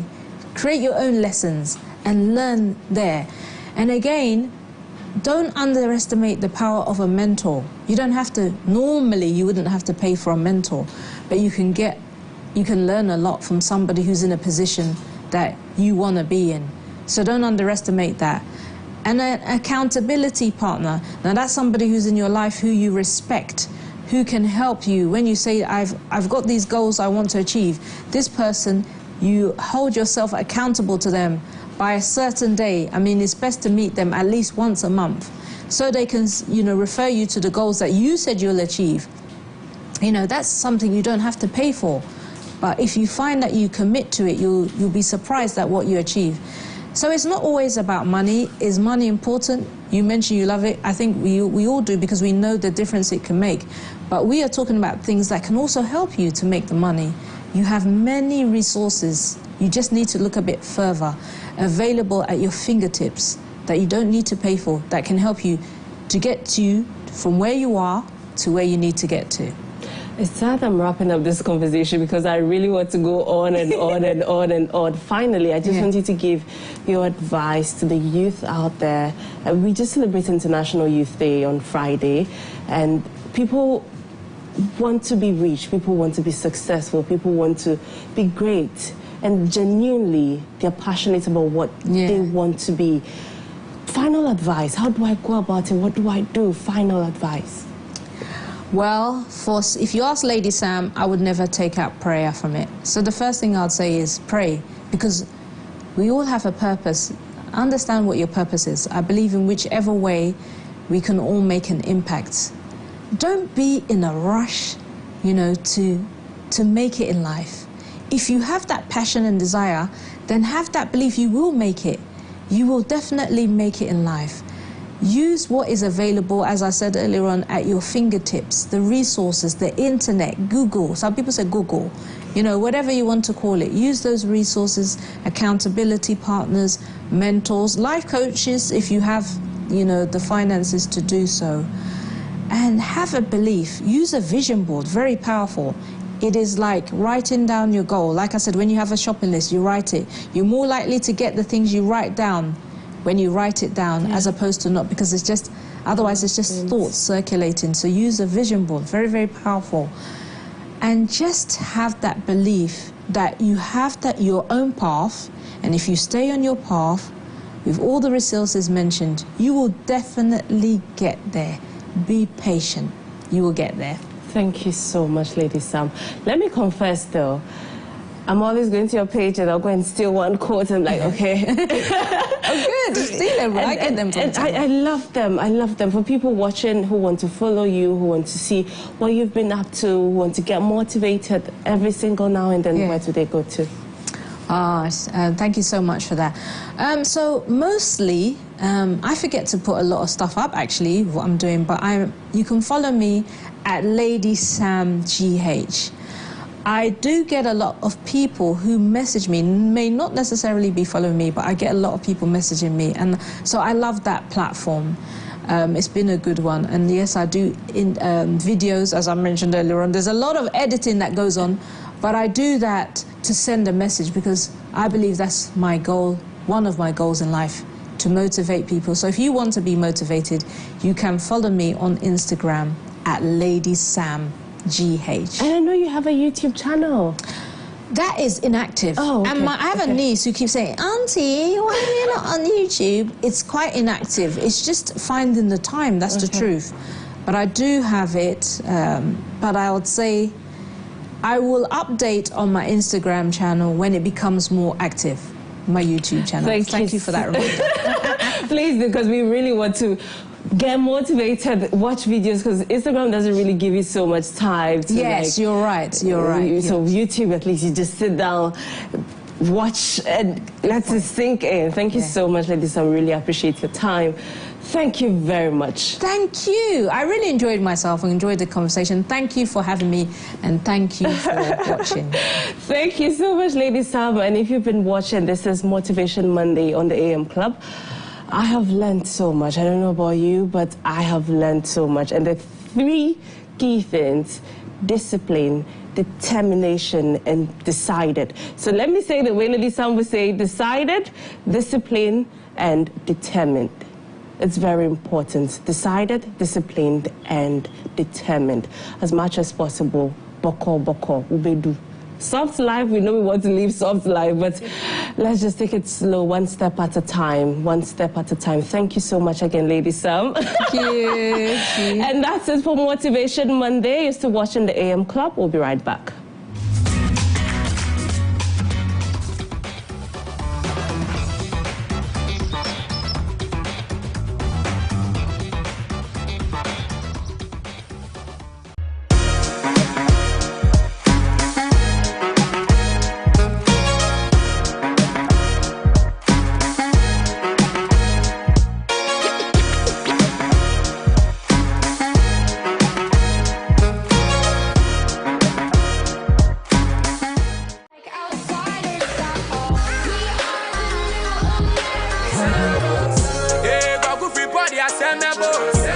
Okay, sweet, but girl, your love is sweeter. My hair, you take for my hair. I know fit to reset. The gossip, maybe I was born faithful until the first female suddenly broke a vow. I feel like you don't be my baby. What if I broke, now my business. I'ma show you, go buy to. And you knew I had a permanent fan. Yeah, free cocoa, bingo, yeah, bad things go from a side. No hands, still I can't believe it. You know what I mean? I was young, what you expect from me? It is what it is. Need the best of in-depth analysis, top personality interviews, trending and breaking news all come your way. I'll be serving you with football conversations, life-hearted, lifestyle-related conversations, all on Off the Cuff. Join me, Derrick and this and every Monday to Friday between 4 and 5 p.m. only on MX24 TV.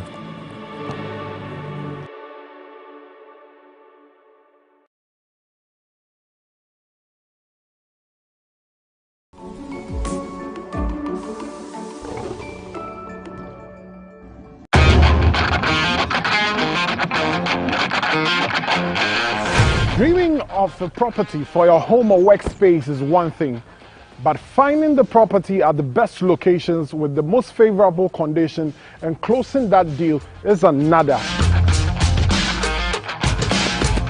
And that's why we are here. From Accra, Ghana, to Lagos, Nigeria, to Cape Town, South Africa, we are bringing you prime properties, affordable home solutions, and intriguing interviews with CEOs of various real estate companies and everything in between and on.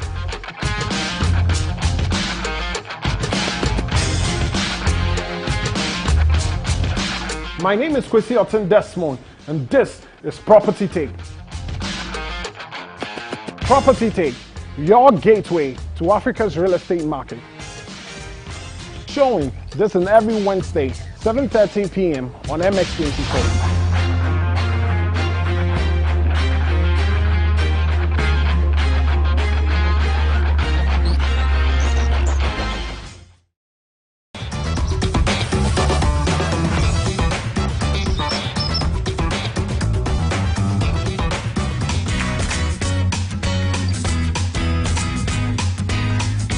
Preventing cholera.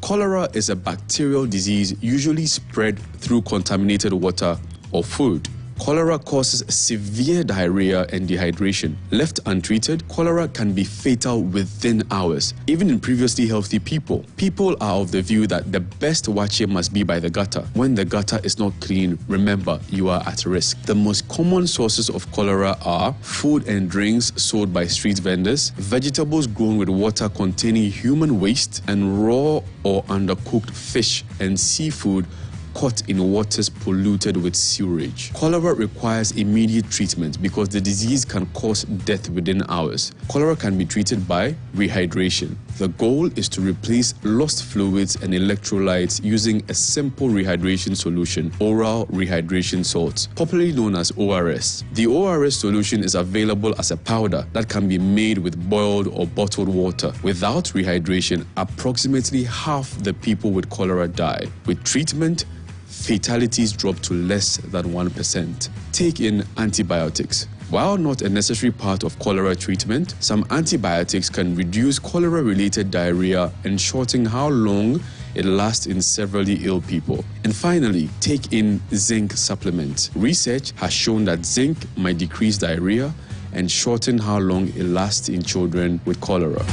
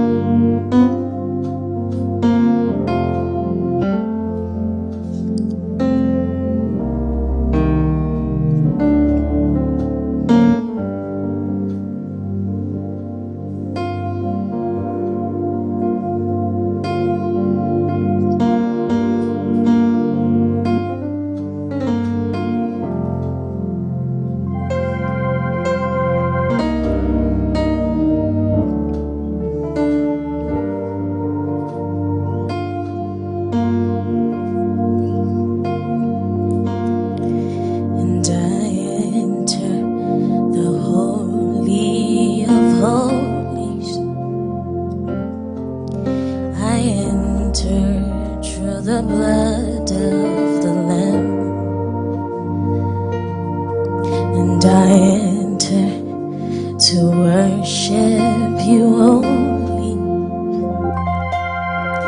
and I enter to honor I am. Oh Lord, I enter through the holy of holies, and Lord, I enter to honor I am. And Lord, I enter to worship you only. I enter to honor I am. And Lord, I worship you. I worship you. Oh yes, oh Lord, I worship you. Lord, I worship you. And for your name is holy, Jesus, your name is holy, and holy are you, Lord. Yeah, no, for your name is holy, Jehovah, your name is holy. My Master, we call you Lord. Yeah, na na na na no,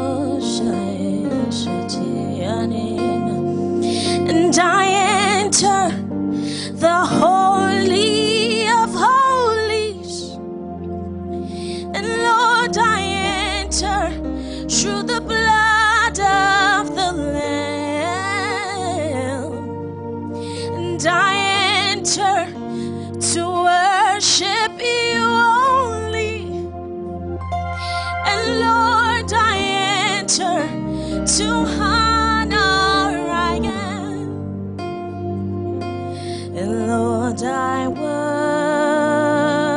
worship you. Oh yes, oh Lord,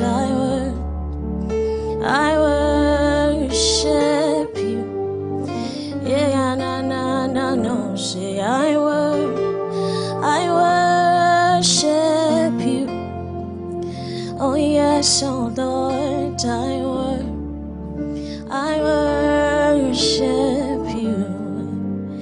And for your name is holy, your name is holy, and holy are you, Lord.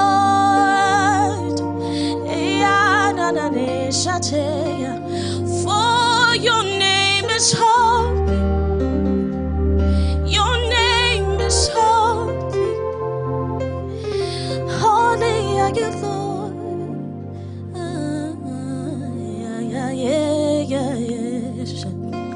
Yeshua, Hamashiach, Lion of Judah, Akune Chimba. Yeshua. Come on. Okay. Guys, I don't know about you, but we would have just entered and entered and entered. Well, welcome back to the AM Club on MX24 TV. Name is Godwin Nambo, Akosia Emefa Adeti, and we are having a swell time with gospel artist, minister, worshipper, all the way from Nigeria, Petra Odubayo. Yes. Petra Odubayo, is that it? Yeah. I got it right. Woo! Petra, welcome to our studio. Thank you. It's good to have you. Thank you. What's the name of the first song you sang? It's called For Your Name Is Holy. Is that your song? No. Oh. I'll be singing my song at the end. Yeah. Absolutely. Petra, Yeah. I'm stunned and I want to know you. Okay. Yeah. I want to know you. Okay. I want you to take me to Nigeria with you. Now. Really? Okay. Are you awful Nigerian? You represented Nigeria. And how music started for you. I just want to know you. Okay. My name is Petra Ojubayo, and music started for me in 2017. I first came to Accra, Ghana in 2014 to have my degree in business administration at Zenith University College. And, you know, from there, I joined my church in 2015. And in 2017, I started singing. And I've not been, you know, I've been staying in Ghana since then, working, doing business, and then also doing music and ministry as well. Yeah. What church is this? I attend Spirit Life Revival Ministry. Spirit Life Revival. Prophet Bernard, yeah. Good morning to you, sir. Salutations. Anyways. Did you know that you'd sing? I mean, did you already know that you'd sing? Oh, no. I knew I had a great voice, but, you know, singing wasn't part of my plans. I wanted to become the first female president of my country. Of Nigeria? Yes. Nigeria. That was my dream from childhood. Why is it not your dream again? Now I find that business is more interesting for me. Yeah. This is your calling, don't let it go. Oh, no. I would rather focus on business and music. I see. And at what point did you think that you had to focus on music? And Sorry? At what point in your life did you think you had to, like, you know, focus on music instead of pursuing that dream of becoming first female? Okay, well, I would say that I like the way at you the point look at your own picture and then... She's like, I see the president over there. That's the president, but right now, I'm a businesswoman, okay? Okay, I would say at the point where, you know, I felt strongly that my purpose was being redirected in the area of business and music. And, you know, I wouldn't necessarily say kill that dream. It's still there. It's still very strongly there because it's a dream I've had since childhood. But, you know, I just had to put it somewhere for now. I understand. Controversial, baby. But when it comes to music, now Nigeria is making more waves than Ghana is. Even in the gospel industry, you have lots of you know, Nigerian gospel artists going out there and doing amazing stuff. Why have you decided to be here in Ghana? I would say that this is where music found me, so I've decided to pursue my dreams here. But notwithstanding, I still very much, you know, promote my music in Nigeria as well. So I'm shuffling both countries. Okay. Petra, so how have you very much assimilated into the Ghanaian music industry? Nice. Okay. I think one thing that I've done is learn songs in your languages. Yeah. Which one? Okay. Which language? You know where this is going, right? Chui. Yes, Chui. Say it again. I like the way they say Chui. Don't make me say it again. Which one of them is your favorite? Which one can you sing briefly for us? Okay. Hey. Wow.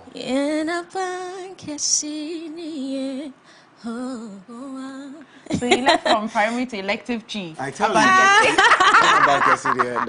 That's a good one. Good one. Are you enjoying music in Ghana? Oh yeah, so far so good. Your country is very beautiful. Your people are very welcoming, and you know you have great food as well. So. Oh. I like Let's end the interview. We have great food as well. But our jollof is still better. Right, we go back to that. Have you had challenges so far? Oh yes, definitely. I've had my challenges. Do I go into them? The most outstanding one for you? Okay, I would say that in this industry, I think one of the challenges that runs through everybody's financial. Yes. So I think it's a challenge, you know, not getting people to invest financially in this, in whatever we're doing. Yeah. I'm curious, how about nationality? Have you ever had a challenge, even in the church, have you ever had a challenge with people struggling with the fact that you're not necessarily Ghanaian, but you're Nigerian and or a Nigerian artist? You know, do you have that challenge or you've been accepted? Like you said, our people are very nice and welcoming. Is that your experience? Or? Well, I think in this kingdom or in this kingdom of God, there's no Nigerian, there's no Ghanaian, Absolutely. There's no where there's no Ghana. Everybody's just a child of God. And I think that's one thing I love about my church. Everybody's welcome, regardless of what nationality, what ethnicity. So my church has been very welcoming of me, yeah. Let's talk about He's God. He is Yeah. God. That's your song? Yes, please. Is that your first ever? Or Yeah, that's my first single ever. That's my first song, rather, ever.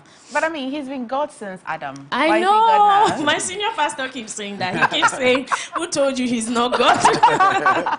Okay, tell us why the title, how that song came to you. Okay, well, not long after I'd given my life to Christ and started singing, I was invited to a church in Spintex, and the man of God was making me sing as he was ministering healing to the congregation. And, you know, this young lady walks up with a swollen jaw, and he begins. It's okay. It's okay. Because he started ministering healing to her, and the jaw began to reduce, and then... Yagani. Do you understand Yagani? Yeah, So as he started doing that, then the Holy Spirit started ministering that song to me, so... Yeah, nice. He Okay. made the blind to see, he made the deaf to hear, and that was the best of the song, yeah. Wow, interesting, yeah, interesting. So, is this song out? Yes, it's available on all the digital platforms, iTunes, Spotify, AudioMac, Boomplay, everywhere, YouTube. Yes, everywhere. If you don't have the Apple Music, I'm not okay. So Apple Music is part. Petra, yeah, it's everywhere. Thank you so much. And Yeah. what, Petra? Petra Dubai. Yeah, on all of your social media handles Yes, as well? on Instagram, TikTok, and Twitter, it's Petra_Dubayo. And on Facebook and YouTube, it's just Petra Dubayo. Okay. We'll say our thank yous. And then Yeah, we'll say our thank you you too, and then we'll give you the whole of our station. So we'll wrap up, okay? Yes, please. All right, guys. Yeah, it's the number. Thank you very much, guys, for being part of the show. Great start to the week. Those of you sent your daily dose of Vim, God bless you. Thank you so much. Keep them coming before 7 a.m. We are on every day, Monday to Friday, 7 a.m. to 10 a.m. Yeah. Ghana card. Go and do your Ghana card. Go and do your Ghana card. Okay, guys, he already said my name. So thank you for the company. We'll see you tomorrow at 7 a.m. But you know we don't. We come always bearing gifts. Petra is here. She's here to remind you that he's God. Petra, over to you.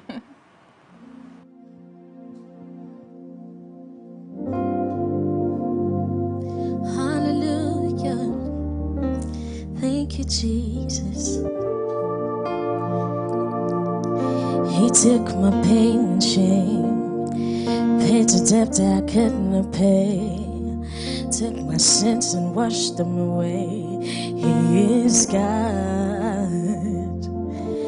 He took me out of darkness and put me in light, took my life and made it so bright. Say yeah, yeah, yeah. He is God. He's a wonderful wonder, awesome ruler, God of fire, no day tire, my way maker, miracle working God. Oh, he's a wonderful wonder, awesome ruler, God of fire, no day tire, my way maker, miracle working God. He is God. Is God, He's God, He's God, He's God, oh, He's God, He's God, He's God. He made the blind to see, and He made the deaf to hear. Everybody say yeah, yeah, He is God. And He made the lame to walk, and He made the dumb to talk. Say yeah, yeah, He is God. And He's a wonderful wonder, awesome ruler, God of fire, no day tire, my way maker, miracle working God. Oh, He's a wonderful wonder, awesome ruler, God of fire, no day tire, my way maker, miracle working God. He is God. He is God. He is God. He is God.